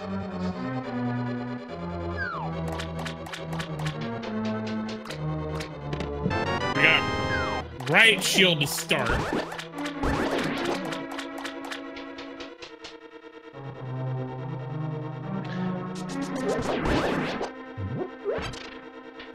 And Ashes, the Armos Knights fall down. Now, Riot Shield really makes me feel a little uncomfortable because it puts Turtle Rock in logic. The laser bridge without Kane or Cape. Now, both of the runners have done laser bridge, though, so they know nothing is there. Right, but it just kind of makes me wonder where might you find the Cape at this point. If it's not here, it could very well be here. It's just and as you say, the north route checks that COB I think is going to take. And COB is, I imagine, going to get this portal here to go to Skullwoods, and might do a blind ped pull beforehand. Like, this is pretty much where the race is going to come down to. Is this Cape in left side Swamp, or is this Cape on the pedestal? Or very cool be in neither of those locations, because we still have 2 mirror locations to check in the overworld.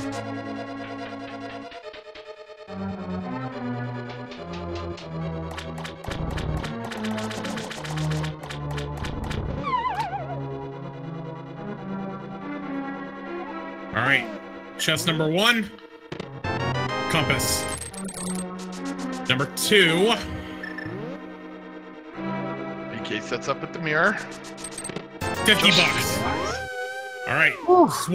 Swamp was useless.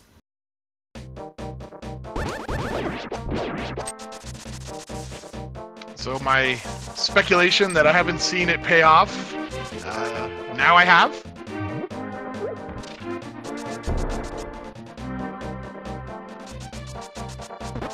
All right, South Grove will check here.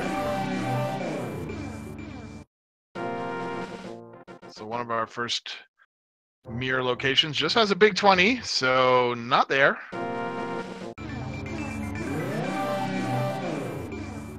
And I'm not gonna lie, I'm almost itching for it to be on on Mimic Cave after a blind pedestal pull.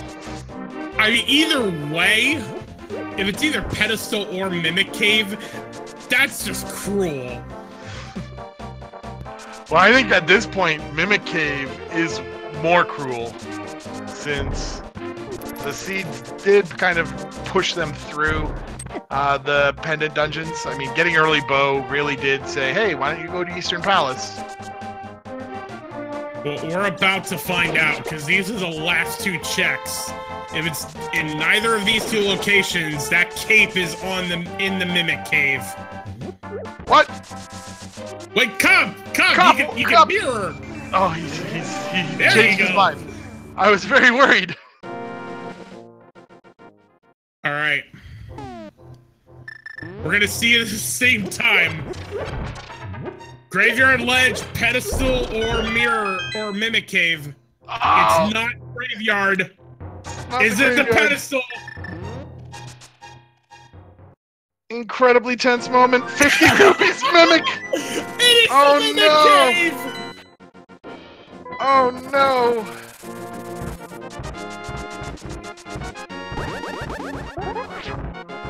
Oh my gosh. Goodness. Oh man. The seed to end all seeds. And ladies and gentlemen, I must admit, I must point out to you guys, at an hour 45 minutes, I don't know that there's a more circuitous route that this seed could have forced our runners into. BK, of course, because he doesn't have Cold Stare, is not going in there first. That led him to try Mimic Cave first. He required Turtle Rock triple dip because he's going to have to go here, get the cape, or get an item that leads to the cape. There's still the book, and we could have or powder or mushroom still. There are some fetch quests that could potentially lead to this.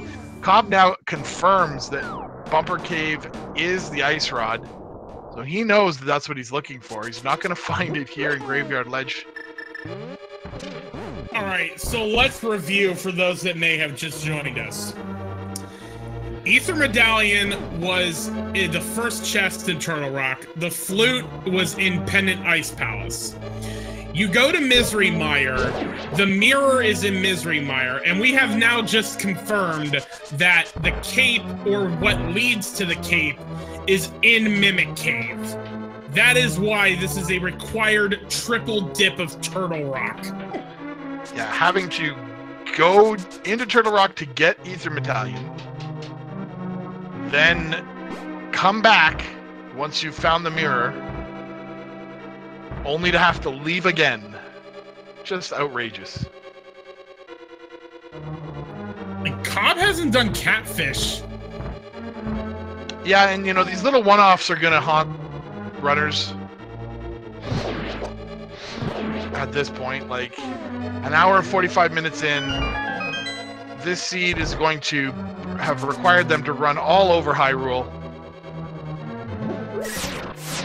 And they're still going to make what I would say is a very exceptional time on a very seed.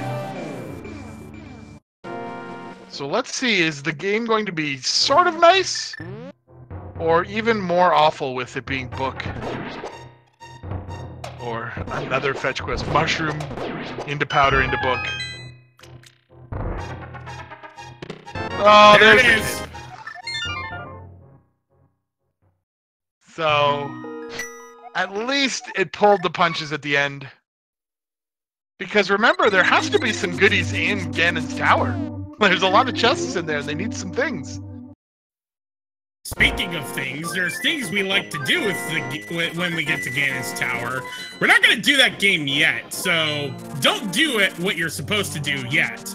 I'm just saying this because if you'd like to participate in this game, you either need to be subscribed to one of our 5 speed gaming channels, or you need to have donated 250 bits to one of these speed gaming channels. And once we get to Trinex, that is when we will do the thing that I'm telling you that we're not doing yet.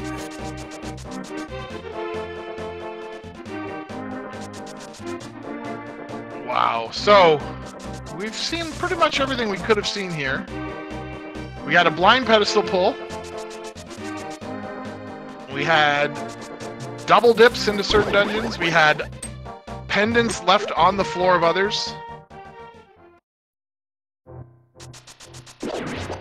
All to net us all culminating into a triple dip of Turtle Rock. And yet, with all of this madness, BK,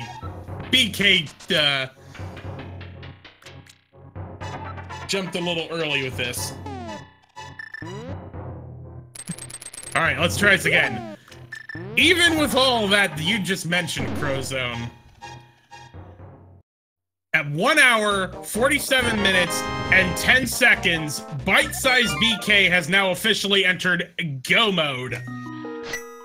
Yeah, and he's going to get to Go mode exactly 0 dungeons.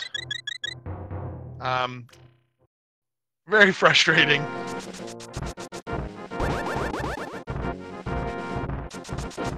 Cyclone W just subscribed with the Twitch Prime sub. Thank you.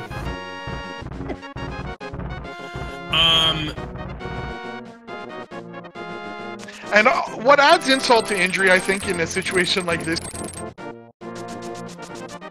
it's a visible item, meaning it's one of the items that is actually observable on the screen, so you know where it is, and instead of being able to pick it up, you just have to hunt for the items that unlock where it is. It just feels worse for some reason. It's brutal.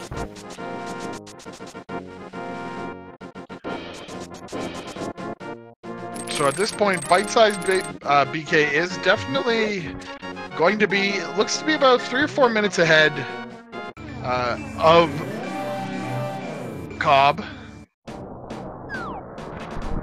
But with Ganon's Tower such as it is, anything is possible. Yeah, one too many Ganon hugs, one too many falls off of Ganon. This race is not over yet.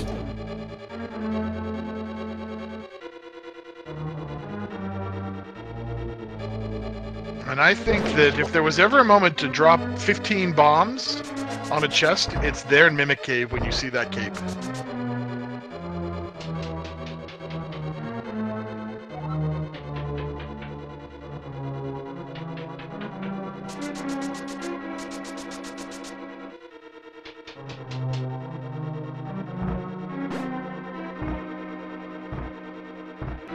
So at this point, COB has checked Bumper Cave, so he does know. Yep.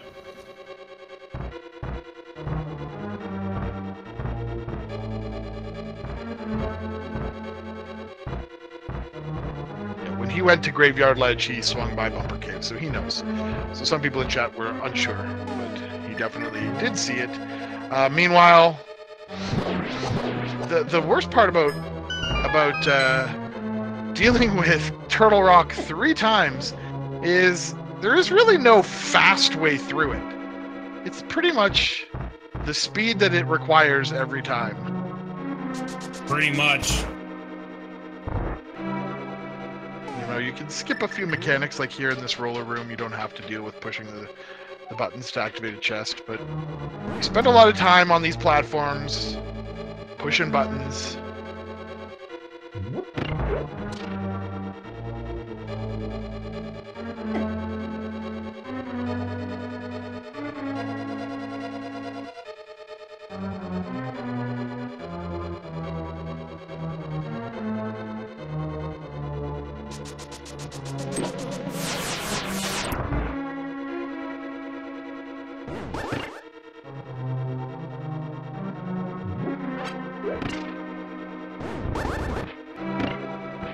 Yeah, I have seen a lot of non-forced triple dips into Turtle Rock in my time, but probably can count on one hand the number of forced triple dips. And there isn't a sequence break I know of that could have made this avoidable. No, there is no way it could have.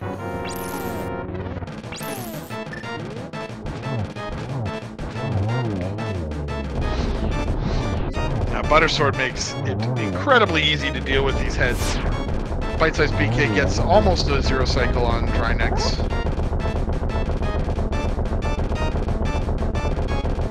And just 2 Buttersword slashes and, well, 3, and there we go. bytesizedBK is taking care of Trinex, and that is crystal number 7 for bytesizedBK. So, there are 22 locations where that Ganon's Tower big key can be in the basement of Ganon's Tower. If you would like to play in our game, you just have to guess between 1 and 22. Again, either being subscribed to one of our speed gaming channels or donating 250 bits. Crew Zone 80, what is your guess? You know, this seed has been painful, and so I'm going to go with 21, not 22, 21. I'm gonna guess lucky number 7. Well, we'll have to see. You know, 22. You know, one of these runners could just say, you know what, I'm gonna do tile room first anyway, and I don't think the seed is gonna go with that. So a few more seconds. Get your guesses in. Guesses are officially closed at this point. bytesizedBK is going to start right side. Number 1 is a small key. Number 2, 20 bucks. BK finding a small key is going to continue to go right side. Not gonna do tile room.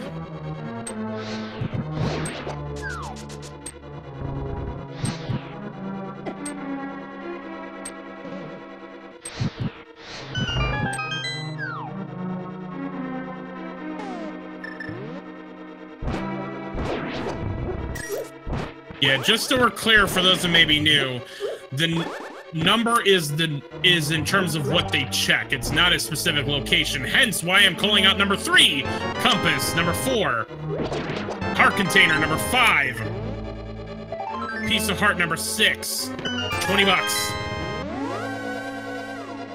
Yeah, and BK is going to go ahead and pick up this key here just before you're back. Oh, and maybe actually he's going to go all the way through.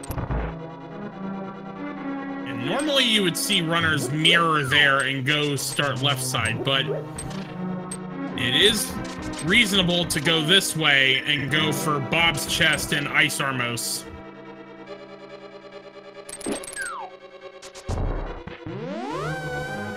Meanwhile, COB is about to get his quick kill on Trinex.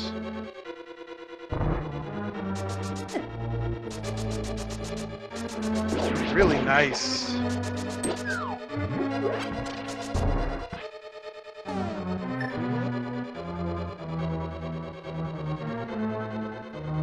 All right, Bob's chest, number 6. Piece of heart.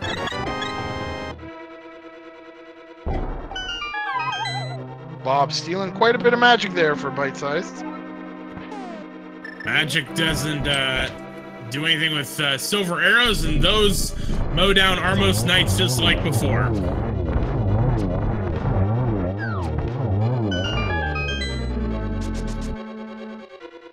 They were right. Number 7 was Bob Chest. 8, 50 bucks. 9, heart container. 10, piece of heart. Sorry about that, chat.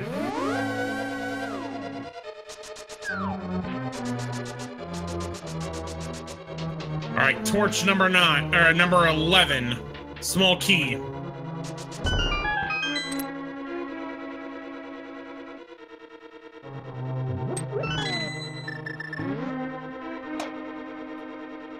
Now, if COB goes left...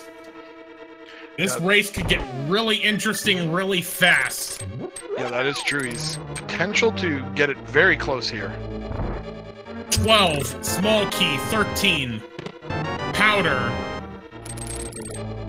14, 20 bucks, 15. Buy their upgrade, COB is still going right.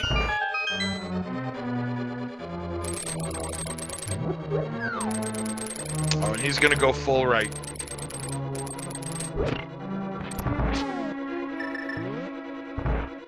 Double firebar room, 16. There it is!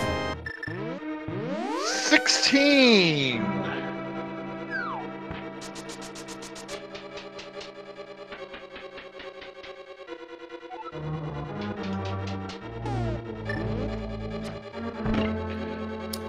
So the closest sub or supporter was 15 of Okutam. He guessed 15, so congratulations.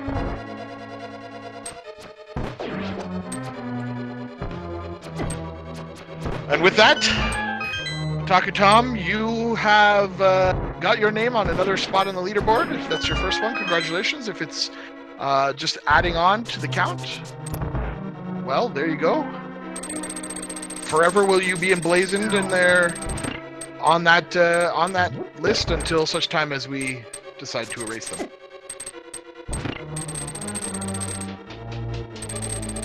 Taku Tom saying that was his second win.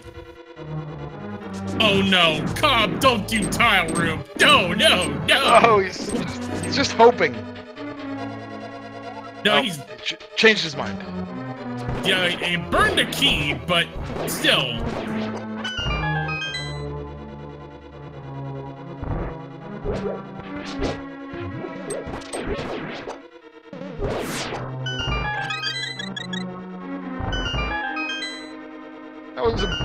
He was thinking, you know, at that point, sometimes you just gotta try something crazy, but for whatever reason, his mind got the better of him. He returned to the left side path, which is the correct path at this point.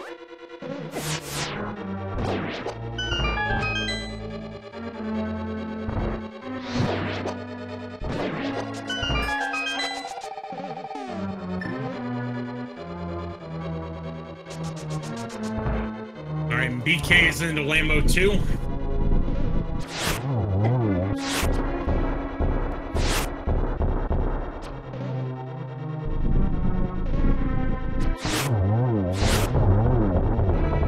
There we go.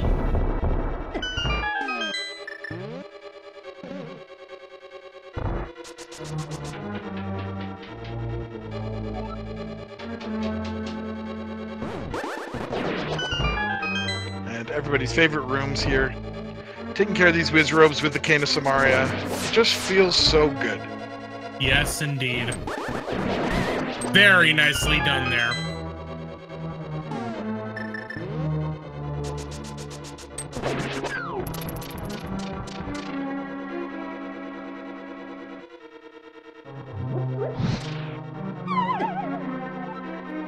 Ooh, BK may lose a little bit of time if that torch goes out before he gets to the door. Gets in no problem. Very close though. And he makes sure to wait before the door closes, because for those that don't know, if you go up the ladder as the door is closing, you can despawn all the enemies and you have to start from the beginning.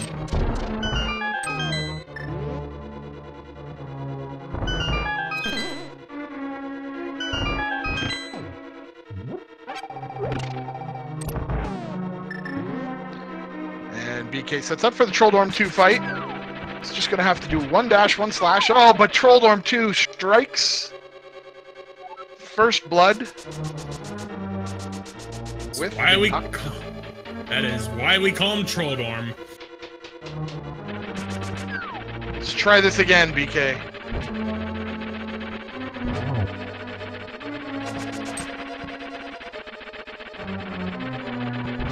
There you go.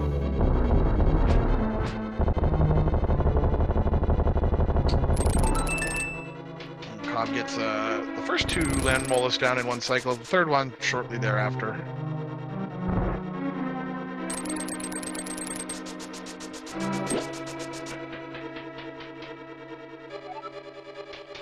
As BK now makes his way to the Aga 2 balcony. Let's see how many blue balls Aga decides to throw out this particular seed. Gets a nice double there to start. There's one blue ball.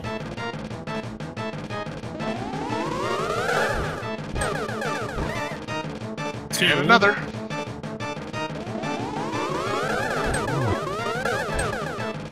Alright, we're at 3 so far. 4 and 5. This should do it. There we go!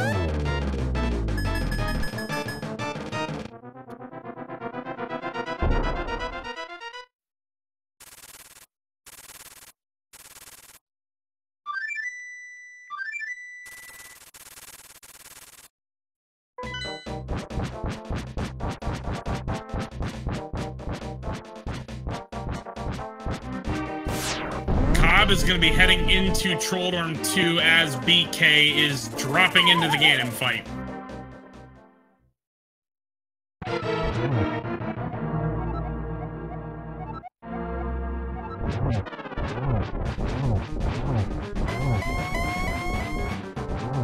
Yeah, and with Butter Sword, this is a very nice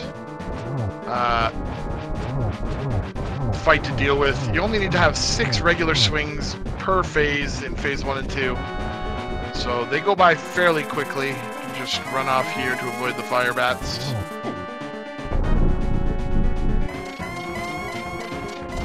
BK's already into phase 3.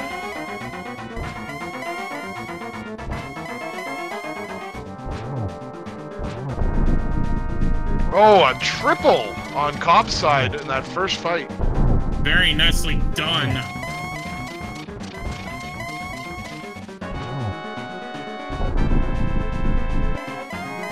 Alright, we're into phase 4. Gets 1 silver arrow to the face. Misses the torch. Oh! The miss on the torch glitch. Ladies and gentlemen, we have now pulled within seconds of one another as Cobb is about to to duck his way over to Ganon. If Bitesize decides to pick up this fairy, which he does, this is it, ladies and gentlemen. We are within seconds of one another. Execution is going to be important. Strap yourselves in. Here we go. Oh, Cobb pulls in first. Alright, now one thing to keep in mind with this. In the randomizer, the RNG is the same for both runners. However, because this is Cobb's first attempt and BK's second attempt, the randomization is actually going to be different. Yeah, and if Ganon decides to teleport more frequently on BK's side than he did in the first one, it could also add some delay, or less frequently as well as possible. And you can see it here. And here he's pulled ahead, yes.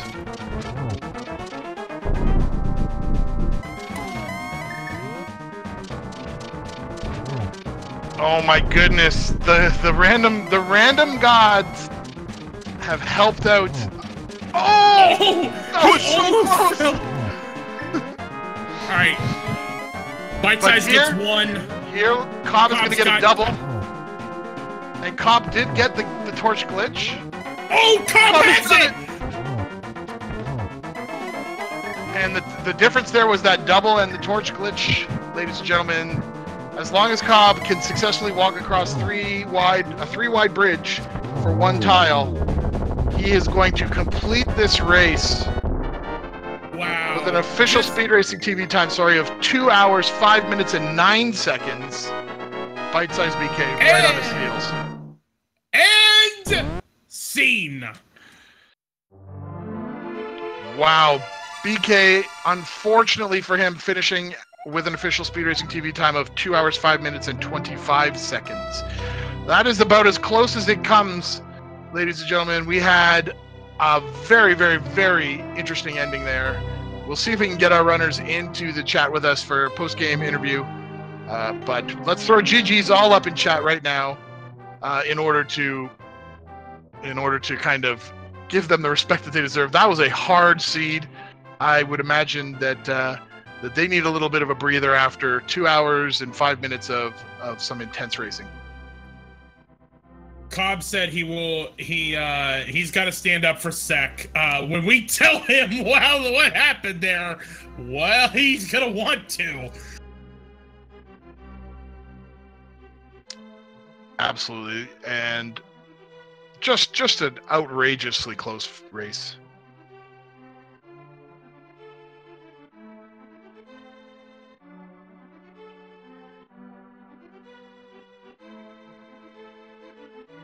Yep, a 16-second difference is pretty nuts.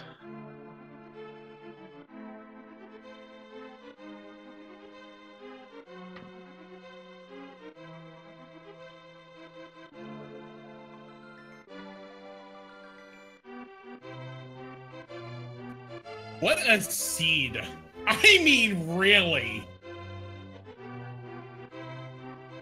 Yeah, I can definitely see how the runners probably need to stand up, stretch their legs after playing this type of a matchup, and for it to turn out so close. It just tells you just how direct this seed was. And well, it never really at any point, as far as I was concerned while watching it, felt like it was that open. It seemed quite linear. It was basically pulling them by the nose from place to place, despite their best efforts to find a shortcut. Just wasn't meant to be. And so as a result, that's why we see them so close at the end here. I mean, this is version 29 in a nutshell. Where just like these items are items just in such random locations, in such off places. Just this is version 29 in a nutshell. Absolutely, and we are joined right now by bytesizedBK in the channel. First of all, what a challenging seed to plow your way through there, and a crushing situation at the end with that fall in Gennett's Tower. How are you feeling about the seed in general at this point? The seed was kind of okay. Like, we got jerked around for a while with what was it, Flute in Ice Palace, to Mirror in Mire, to obviously Cape in Mimic Cave. Yeah, and on top of that, but other than that, it's like I think it was mostly okay. But that's like the whole seed. So one more level on top of that was the Ether Medallion for Misery Mire was the first thing in Turtle Rock, so that was a logically and unavoidable triple dip. Yeah, I was really worried when I went into Turtle Rock the first time and came up with nothing but Ether, and my one hope was that the Ether Medallion was for Mire, and it worked out that way.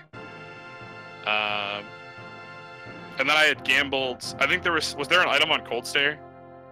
No. There was, but it wasn't anything of importance.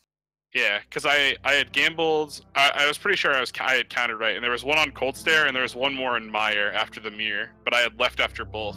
So what's interesting about that, Cobb, Lalala joining us in chat, GG to you. Holy crap on a cracker, excuse my language. So the thing about you skipping an item in Ice Palace BK, Cobb skipped left side swamp, and for both of you it turned out that the item that you needed, which was the cape, was in neither of those locations. Yeah, I had almost skipped left side swamp because I figured if it was in left side swamp I would have already lost. But then because I was thinking that for a long time, depending on where the mirror was, and then I figured I had to do it either way, just at the off chance they had skipped it. Yeah, basically, set aside the craziness that the seed had wrought on you guys. Where this race basically came down to was trying to find the cape to lead to the ice rod. And it got to the point where COB basically gambled it was on the pedestal. BK, you basically were checking every location that we could find. And actually, if you go back and watch the VOD, like, as COB is pulling the pedestal, BK, you're checking Graveyard Ledge and not seeing the cape on either of those locations immediately told us Mimic Cave had the cape. I hadn't, I actually didn't know it was the cape at that point. I hadn't seen the ledge yet. But no, I figured with some of the things that I had done, like an hour in, I said, I'm just staying away from Eastern, because if it's in Eastern, I've already lost. In an hour and a half, I'm like, you know what? I'm playing this as the pedestal, because if it's not the pedestal, you know, I've gone into too many pendant dungeons, and I don't know. It was just, that was crazy. Now, there was a moment, Cobb, where you're in Ganon's tower. I totally thought about it. You entered. Now, here's the real thing. BK had just finished the complete right side when you entered Ganon's tower. So it was a kind of one of those moments where it was possible for you guys to pull neck and neck again. You did right side, and then you kind of thought about going to tile room. I thought so hard about it, and the entire time after I decided not to, until I found the big key, I was like, I should have done it. I should have done it. I should have had the stones. But I gotta tell you, Cobb, BK went to Mimic Cave first, and so he did have a bit of a lead on you, but unfortunately BK had a Ganon fall, and you got into Ganon before BK could get back in. And just, man, that was a close finish. Yeah, in fact, when you rewatch the VOD, you'll see that the differences in the Phase 3 pattern actually gave BK a little bit of an advantage. He had a lot less teleports, and then didn't get the torch glitch, and you got that early double, which let you pull ahead, Cobb. So... That's crazy. It sucks that a Ganon fall decides it, but yeah, I'm just glad to be done with that seed. I would not blame you, but it was certainly a very fascinating seed to watch unfold. And bytesizedBK and COB Lalala, props to both of you for putting on quite the show tonight. Thanks, and thanks for racing me, BK. Thanks to our commentators, and Deuce for doing the tracking, and Cyclone for restreaming.